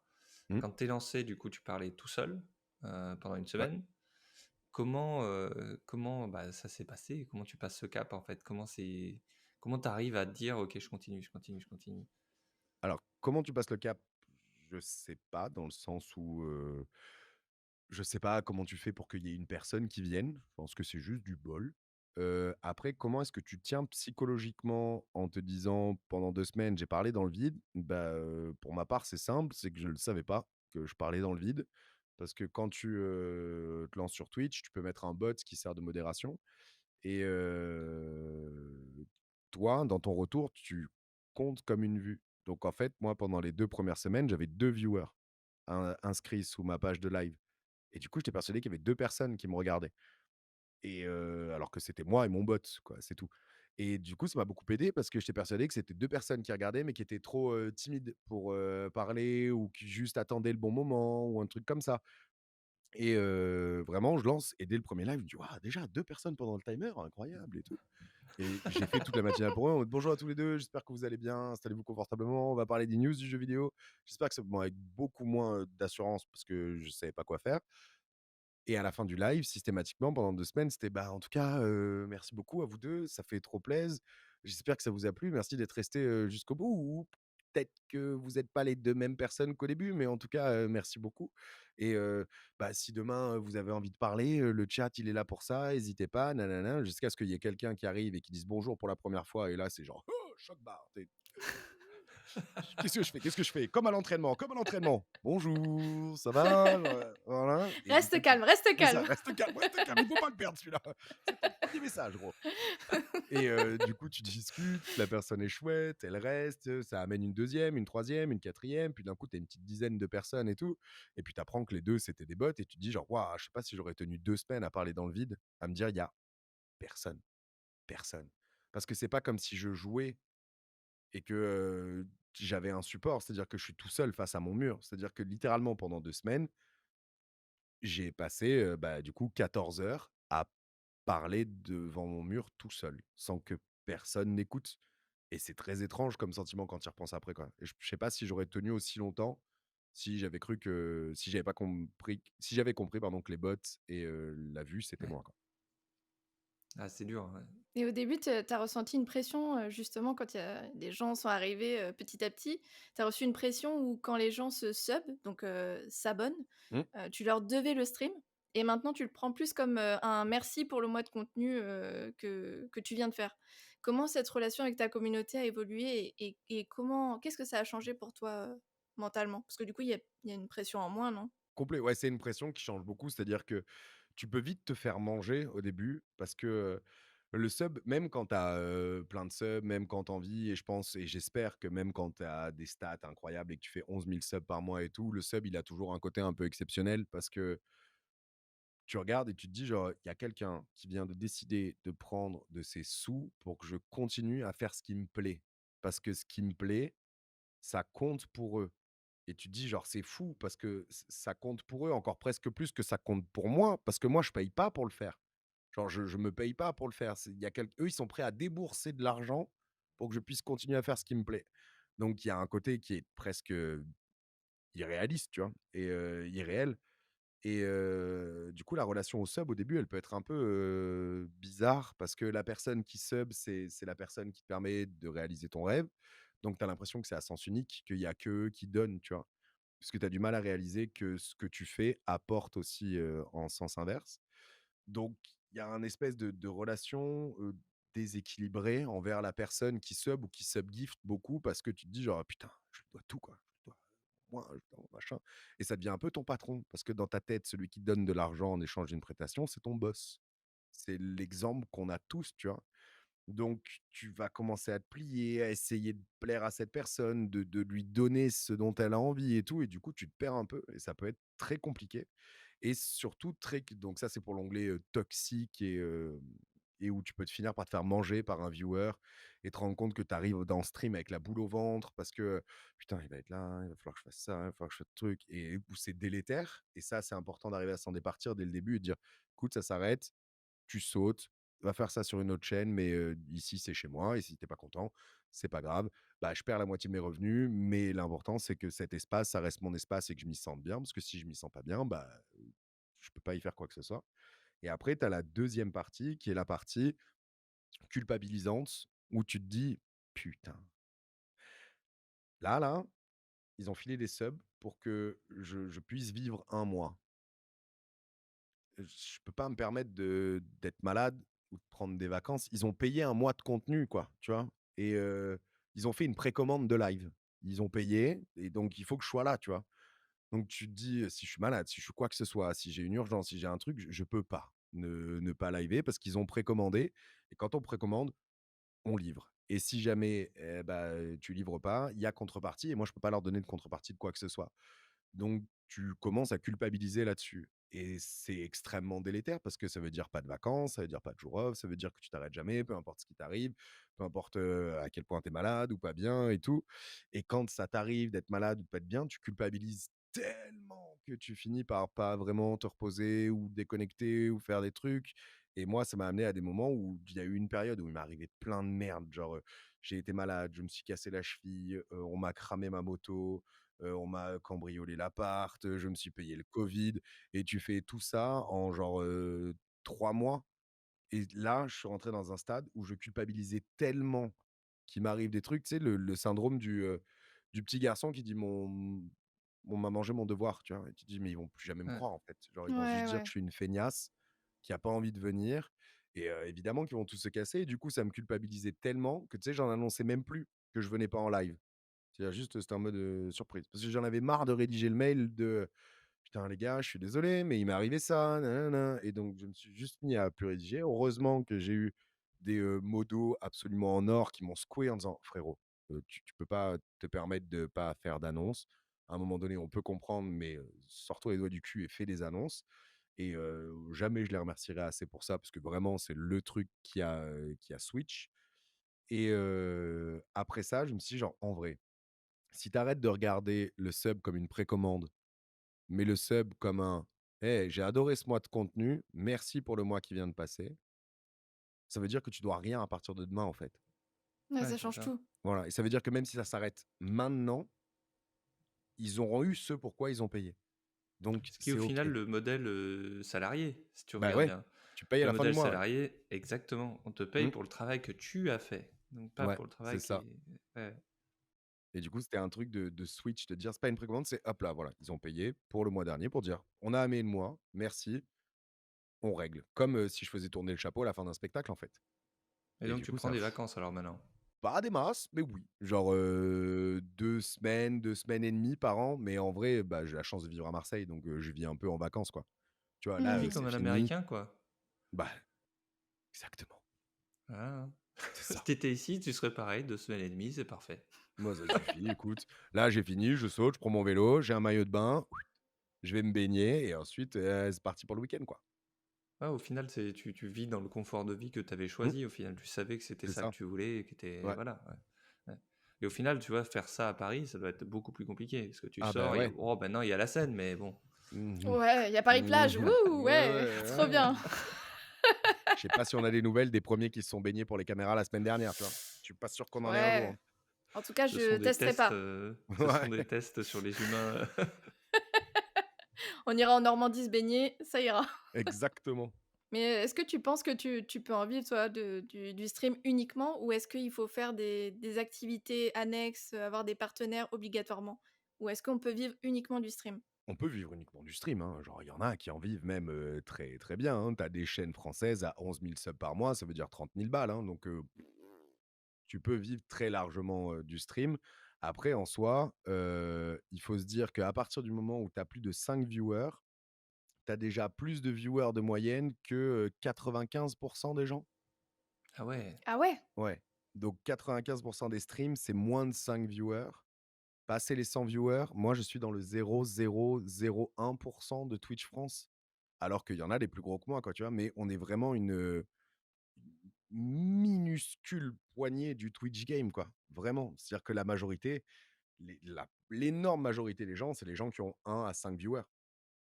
Donc c'est une chance de ouf, et oui, en vivre, tu sans peux. compter le bot? Sans compter le bot, parce que là, c'est Twitch qui compte, et Twitch, il sait qui c'est le bot et qui sait qui c'est pas le bot, quoi, tu vois? Mais ouais, donc tu peux en vivre.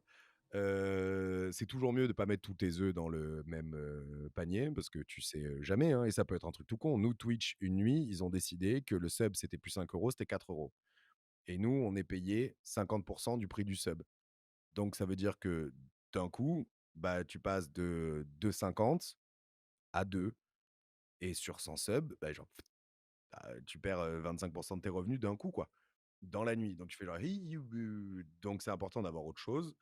Tu peux très bien vivre uniquement des subs. Il y a plein de chaînes qui le font, mais généralement, plus tu es gros et plus juste les subs suffiraient à te faire vivre, plus tu as des opportunités, annexes. Plus tu vas avoir du placement de produits, plus tu vas avoir, des demandes de marques et cetera. Donc mieux tu vis et l'important de faire autre chose, oui. Après le truc qui est «chiant» entre guillemets, c'est que moi, vu que ce que je fais, c'est du contenu journalistique, je il y a plein de trucs que je refuse, où je dis non. Genre, par exemple, la matinale, c'est hors de question de sponsoriser ce créneau-là, parce que c'est un créneau qui est, entre guillemets, «dédié à des news». Donc un studio de jeux vidéo qui vient et qui me dit: «Bonjour, je voudrais payer pour parler de ce jeu-là pendant ta matinale», bah, c'est non. C'est si vous voulez qu'on fasse un stream dédié à part, où on fait une interview, où on parle et tout, c'est avec plaise. Ils disent: «Bah, ouais, mais non, mais tes pics de stats, c'est là, donc c'est là qu'on veut». Donc tu dis non à plein de trucs. Mais ça ouvre aussi, d'autres portes. Ça permet d'aller faire des conférences, d'être appelé pour, mener des interviews et cetera et c'est important, oui, parce que en vrai, entre, les partenariats, par exemple, Elgato qui, sponsorise tout le matos du live et tout, il carry ma chaîne, mais, fort. Si j'avais que la chaîne, je pourrais pas vivre du stream. Je pourrais survivre du stream en se disant: «Faut vraiment pas qu'il y ait un raté, quoi». Mmh. Mais tous les à côté, c'est-à-dire, les quelques conférences que je donne dans l'année, plus certaines sponsors, ça permet que sur l'année, en fait, les mois où Twitch baisse parce que, bah, c'est con, c'est février, il y a moins de jours ou, c'est Noël, donc, bah, les gens, la thune, elle est partie ailleurs et ben, ça puisse être équilibré et de me dire: «OK, ça me fait des grosses rentrées d'argent ponctuelles qui me permettent d'être lissé sur, toute l'année». Mmh. Ouais, ça Faut compense être un en bon fait. Mmh. gestionnaire, quoi. Ouais, ouais. Oui, faut pas se dire genre: «Hey, comment je suis riche ce mois-ci!» Tu dis: «Non, faut que je vive 4 mois avec ça et on verra» Ouais, c'est ça, ouais. et surtout te dire genre: «Hey, il y en a 26 c'est pas à moi là, il faut que je le paye d'asuite, le Ah dépense ouais, pas». déjà. Ouais, Je m'étais vu une petite cabriolet, je c'est: pense que je «Oup vais aller là, m'acheter cette petite, regarde ma magnifique Twingo, elle est rouge». Du coup, si tu pouvais parce que du coup, au final, tu as fait plein de formats, Mmh. et moi, je vois plein enfin, moi, je suis plein de gens qui font des contenus sur YouTube, sur, audio et cetera et je les vois changer de format au fur et à mesure, tu vois? Et tester des trucs et toi, si tu as des idées de nouveaux formats que tu as envie de tester, de faire, si tu avais pas de limite de budget, tu ferais quoi? Un stream depuis, la station spatiale, Ah lisi clairement, direction l'ISS quoi. Stylé. Ah de ouf.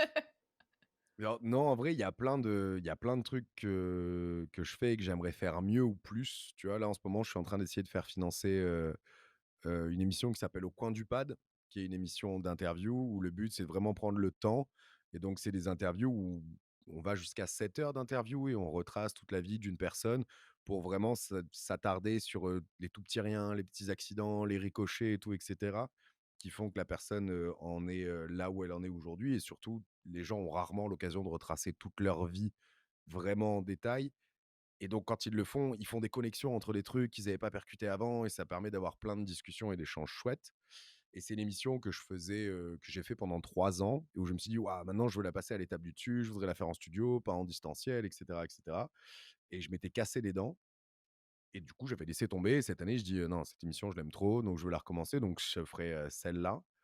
Ensuite, il y a un autre format que je fais où c'est, du côté des devs, où quand un nouveau jeu sort, je découvre le jeu et en même temps, j'ai un des devs du studio qui est avec moi et qui me parle du développement. Ça permet de parler de petits, trucs en mode: «Ah, tu vois, cette fenêtre, on a galéré à la designer parce que» et cetera et ça permet de poser plein de questions et de mettre en avant les gens qui créent le média qui nous fait, tous, kiffer et celle que j'aimerais vraiment faire et où ça coûterait une petite fortune, mais c'est celle que je rêverais de faire, ça serait de pouvoir présenter la matinale autour du monde, en fait. C'est-à-dire que je puisse genre, un matin, ma matinale, elle est présentée depuis Paris parce que cet après-midi, on va chez Ubisoft et je vais aller vous montrer l'envers du studio. Demain, la matinale sera présentée en Ukraine, demain en Pologne parce que, je vous fais toute l'actu et la matinale et ensuite on va chez CD Projekt et on soulève le capot des studios. Je vous explique comment ça marche, qui fait quoi, on vous montre des derniers trucs et j'aimerais beaucoup faire ça en fait, aller voir un petit peu, tous les dessous de la création de jeux vidéo et en fait un espèce de C'est pas sorcier du jeu vidéo. C'est-à-dire, la news dans mon camion, transition studio, piou, tu vois? et genre, «Dis donc Avec Jamy!» Fred sur le terrain. Exactement, c'est ça, tu vois? Genre en mode: «Mais dis donc, Hughes, c'était quoi les news ce matin?» Puis piou, news studio et tu te enfin voilà et genre avoir un truc un peu, comme ça où tu es à la fois sur le terrain et à la fois en plateau et pouvoir vraiment parler de jeux vidéo à fond. Ça, j'adorerais. Tu sais, c'est marrant parce que ce format, d'émission est génial, c'est culte. Moi, je l'ai Ouais. fait voir à mes enfants, ils ont kiffé, mais grave, alors que c'est vieux de je sais pas combien et c'est pas un truc qui est répliqué très aujourd'hui, Non, quoi. parce que Donc je pense que ça tient un peu d'une magie avec les 2 oui, bien qui sûr qui aussi, il y avait ça, matchent ouais. et tu regardes Jamie Gourmand, il fait Épicurieux maintenant. Oui, oui, je suis, ouais, avec mes Voilà. mes enfants adorent, hein. Mes Ça, enfants adorent, Épicurieux, ouais. c'est trop bien. Sur Twitch, il est chouette et en vrai, bah, moi, tout ce contenu de vulga-là, je me suis mis à le consommer sur YouTube parce que je pense que toute une génération a grandi avec ce genre d'émission et donc a eu envie de faire pareil et a eu la chance de pouvoir accéder à YouTube pour le faire. Et on a le YouTube vulga, je pense, le plus incroyable du monde. C'est-à-dire que tu prends les Anglais, les Américains, les Espagnols, je pense qu'ils nous arrivent pas à la cheville sur que ce soit de la vulga historique, que ce soit de la vulga scientifique, etc. Je pense qu'on est vraiment, vraiment ultra bien de lotis en France, quoi. Ah, moi, je trouve que c'est un contenu vraiment génial. On apprend plein de Ouais. trucs. Ça a rien à voir avec, quand tu lis, des livres sur, l'histoire de France. Ben, un mec qui va avoir une chaîne sur l'histoire de Mmh. France, tu vas apprendre, mais 1000 fois plus parce Ah, ben que Ben, il c'est va incroyable. creuser dans une histoire, Ouais. et tu vas suivre, quoi, et même, bah, selon la personne aussi, tu t'attaches à la personne, qui présente aussi le l'histoire. Ça, c'est vrai que Nota Bene, moi, il me fait autant rêver quand il dit genre les 10 morts les plus épiques sur les toilettes de roi de France. Je suis genre: «Hi hi, vas-y, je vais voir» et derrière, il dit: «Bonjour, la commune de Paris en 3 heures» et tu vois? «Vas-y, je fais le grand écart et que c'était avec plaisir», tu vois? Et c'est trop bien Et tu pour apprends ramener plein de les gens à trucs et ça. tu kiffes. Ouais, Mmh. c'est ça. Et alors, On arrive au bout. Ouais, ouais, vas-y, juste une dernière question. Mmh. Tu ah, as on en a une voix quelques-unes. particulière, ouais, mais tu as une voix particulière et on voulait savoir si tu as déjà fait du doublage ou est-ce qu'on t'a proposé de faire du doublage? Alors, on me le dit souvent en mode: «Est-ce que tu veux faire du doublage? Tu devrais faire du doublage», mais il y a je sais que j'ai une voix, confortable. Je pense que c'est, le terme le plus adéquat, c'est-à-dire que c'est une voix, dans laquelle on se glisse facilement. C'est pas une voix qui dérange, qui dénote, c'est pas une voix qui te fait, tiquer l'oreille ou quoi. C'est une voix où, en fond, ça va, très bien, en fait. Tu vois? Tu vas avoir des timbres par genre Roger Carrel, tu vois? Il a une voix ultra particulière qui fait qu'on l'écoute de ouf, mais presque trop, tu vois? Ou, Fabrice Duruel, à la radio, pareil, il a une voix absolument incroyable avec une diction qui est très particulière et tout, mais ce qui fait que c'est une voix qui est magique, mais qui est tellement singulière qu'on ne peut pas juste s'en détacher un peu pour l'avoir en fond. Donc moi, je pense que j'ai une voix qui est confortable, c'est-à-dire qu'elle passe globalement chez tout le monde et personne s'est dit genre: «Ih!» Donc elle est agréable, mais la différence entre une voix confortable et un comédien de doublage, c'est pas tant le timbre que aussi le l'écart qu'il a, le nombre d'octaves qu'il a dans son timbre et le nombre de voix dans lequel il peut se glisser. Moi, la seule voix dans laquelle je peux me glisser, c'est la mienne et en plus de ça, bah, c'est con, mais comédien de doublage, dit comédien et moi, je suis pas comédien.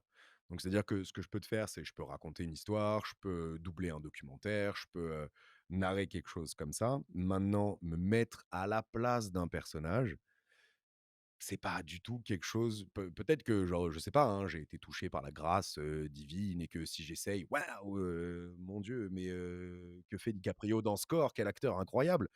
Mais ça, j'en sais rien du tout. Donc non, c'est un truc où genre évidemment, ça m'intéresse beaucoup. Déjà parce que j'ai toujours beaucoup aimé la radio, beaucoup aimé le micro et donc les métiers de la voix, c'est quelque chose qui me plaît. Parce que j'aime beaucoup jouer avec ma voix, dans le sens où c'est un exercice perpétuel quand tu fais, du live de jouer avec ta voix. Et je m'en suis rendu compte que tout le temps, je l'adapte et plus je parle en micro, à la radio, en live et cetera, plus je me suis rendu compte de mécanismes automatiques que j'avais depuis toujours pour jouer avec ma voix. Tu vois, par exemple, le fait d'appeler, je sais pas, un service après-vente ou quelque chose comme ça, bah, je me rends compte que je vais parler beaucoup plus, tu vois, du haut de la cage thoracique parce que je sais que j'ai une voix qui est basse et qui peut paraître agressive. Du coup, j'essaye d'y mettre un peu de soleil et de la rendre un petit peu plus fluette et sautillante et tu te rends pas compte, mais en mode: «Oui, j'espère que vous allez bien et tout» et tu la remontes et alors que si jamais je la rebaisse tout de suite, ça va être, «Oui, bonjour, je vous appelle parce que j'ai eu» et d'un coup, tu te dis: «J'ai pas envie d'oppresser la personne en face». et tu te rends compte juste que dans ta façon de respirer, tu peux vraiment beaucoup la moduler, que je peux la descendre encore plus bas si je veux avoir une voix un peu d'autorité parce que du coup, elle est basse et il y a pas trop de volume. Donc, il y a un côté autoritaire dans le grave et en même temps, vu qu'il y a pas trop de volume, les gens, ils sont obligés de se taire pour tendre l'oreille et entendre ce qui se dit.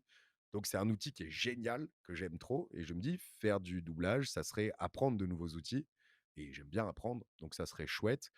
Mais je suis pas du tout comédien. Donc c'est un truc où si jamais on me propose, bah, je dis, «oui», mais sous réserve que un, ça enlève pas le taf à un vrai comédien. 2, que tu sois au courant que je suis une quiche et que tu vas peut-être refaire 50 fois la prise, donc j'espère que tu as un plan B et Ou que 3, tu qu'on se patient. marre bien, quoi. Ouais, c'est ça, voilà, ou tu es patient, tu vois? Mais juste sache où tu vas, quoi. T'attends pas à ce qu'il y ait des fulgurances parce que, bah, en vrai, ça existe pas. Tiens, c'est lié à la voix, mais j'ai vu que tu avais eu un prix d'éloquence. C'est quoi un concours d'éloquence? C'était au lycée, donc c'est loin! C'était au lycée et en fait, j'étais dans un lycée privé et c'était un lycée tenu par, des, jésuites qui apparemment était l'ordre qui allait convertir les gens.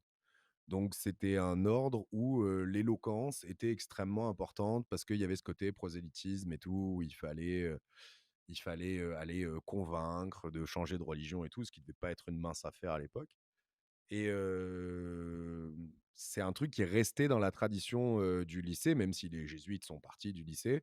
Bah, en soi, c'est un truc qui est resté dans la tradition de ce lycée, de mettre en avant le fait de pouvoir construire une argumentation, le fait de pouvoir débattre, le fait, de savoir, présenter une idée de façon claire et concise et de pouvoir argumenter sur n'importe quel, sujet et il y a un concours d'éloquence qui se tient une fois par an où tous les anciens élèves qui sont devenus avocats, reviennent pour prendre des premières ou des terminales? Je crois des terminales, ouais et ils proposent à tous les terminales, du, lycée de s'inscrire à un concours d'éloquence et en fait, ce qui se passe, c'est juste, tu t'inscris, tu y vas. Ils sont, tous en randonnion dans, la bibliothèque, du lycée. Tu as un grand saladier avec, des petits papiers, dedans. Tu tires un thème. Tu as juste une question. Moi, c'était, «L'amour peut-il rendre fou?» et ensuite, tu as 1/2 heure pour jeter tes idées sur le papier et tu passes dans la bibliothèque face à eux et tu leur fais une plaidoirie de 20 minutes et à la fin des 20 minutes, tu t'en vas et eux, quand ils ont entendu tout le monde, ils notent ce qu'ils ont aimé, pas aimé et cetera et ils disent, bah, 1 prix, deuxième prix, 3e prix et il y a un petit chéquos parce que du coup, le cabinet d'avocats sponsorise le concours et à 18 ans, le chèque de 500 balles juste avant les vacances, Il crois-moi que fait tu plaisir. t'inscris. Ouais, ça motive à t'inscrire tout de suite, quoi. Ouais.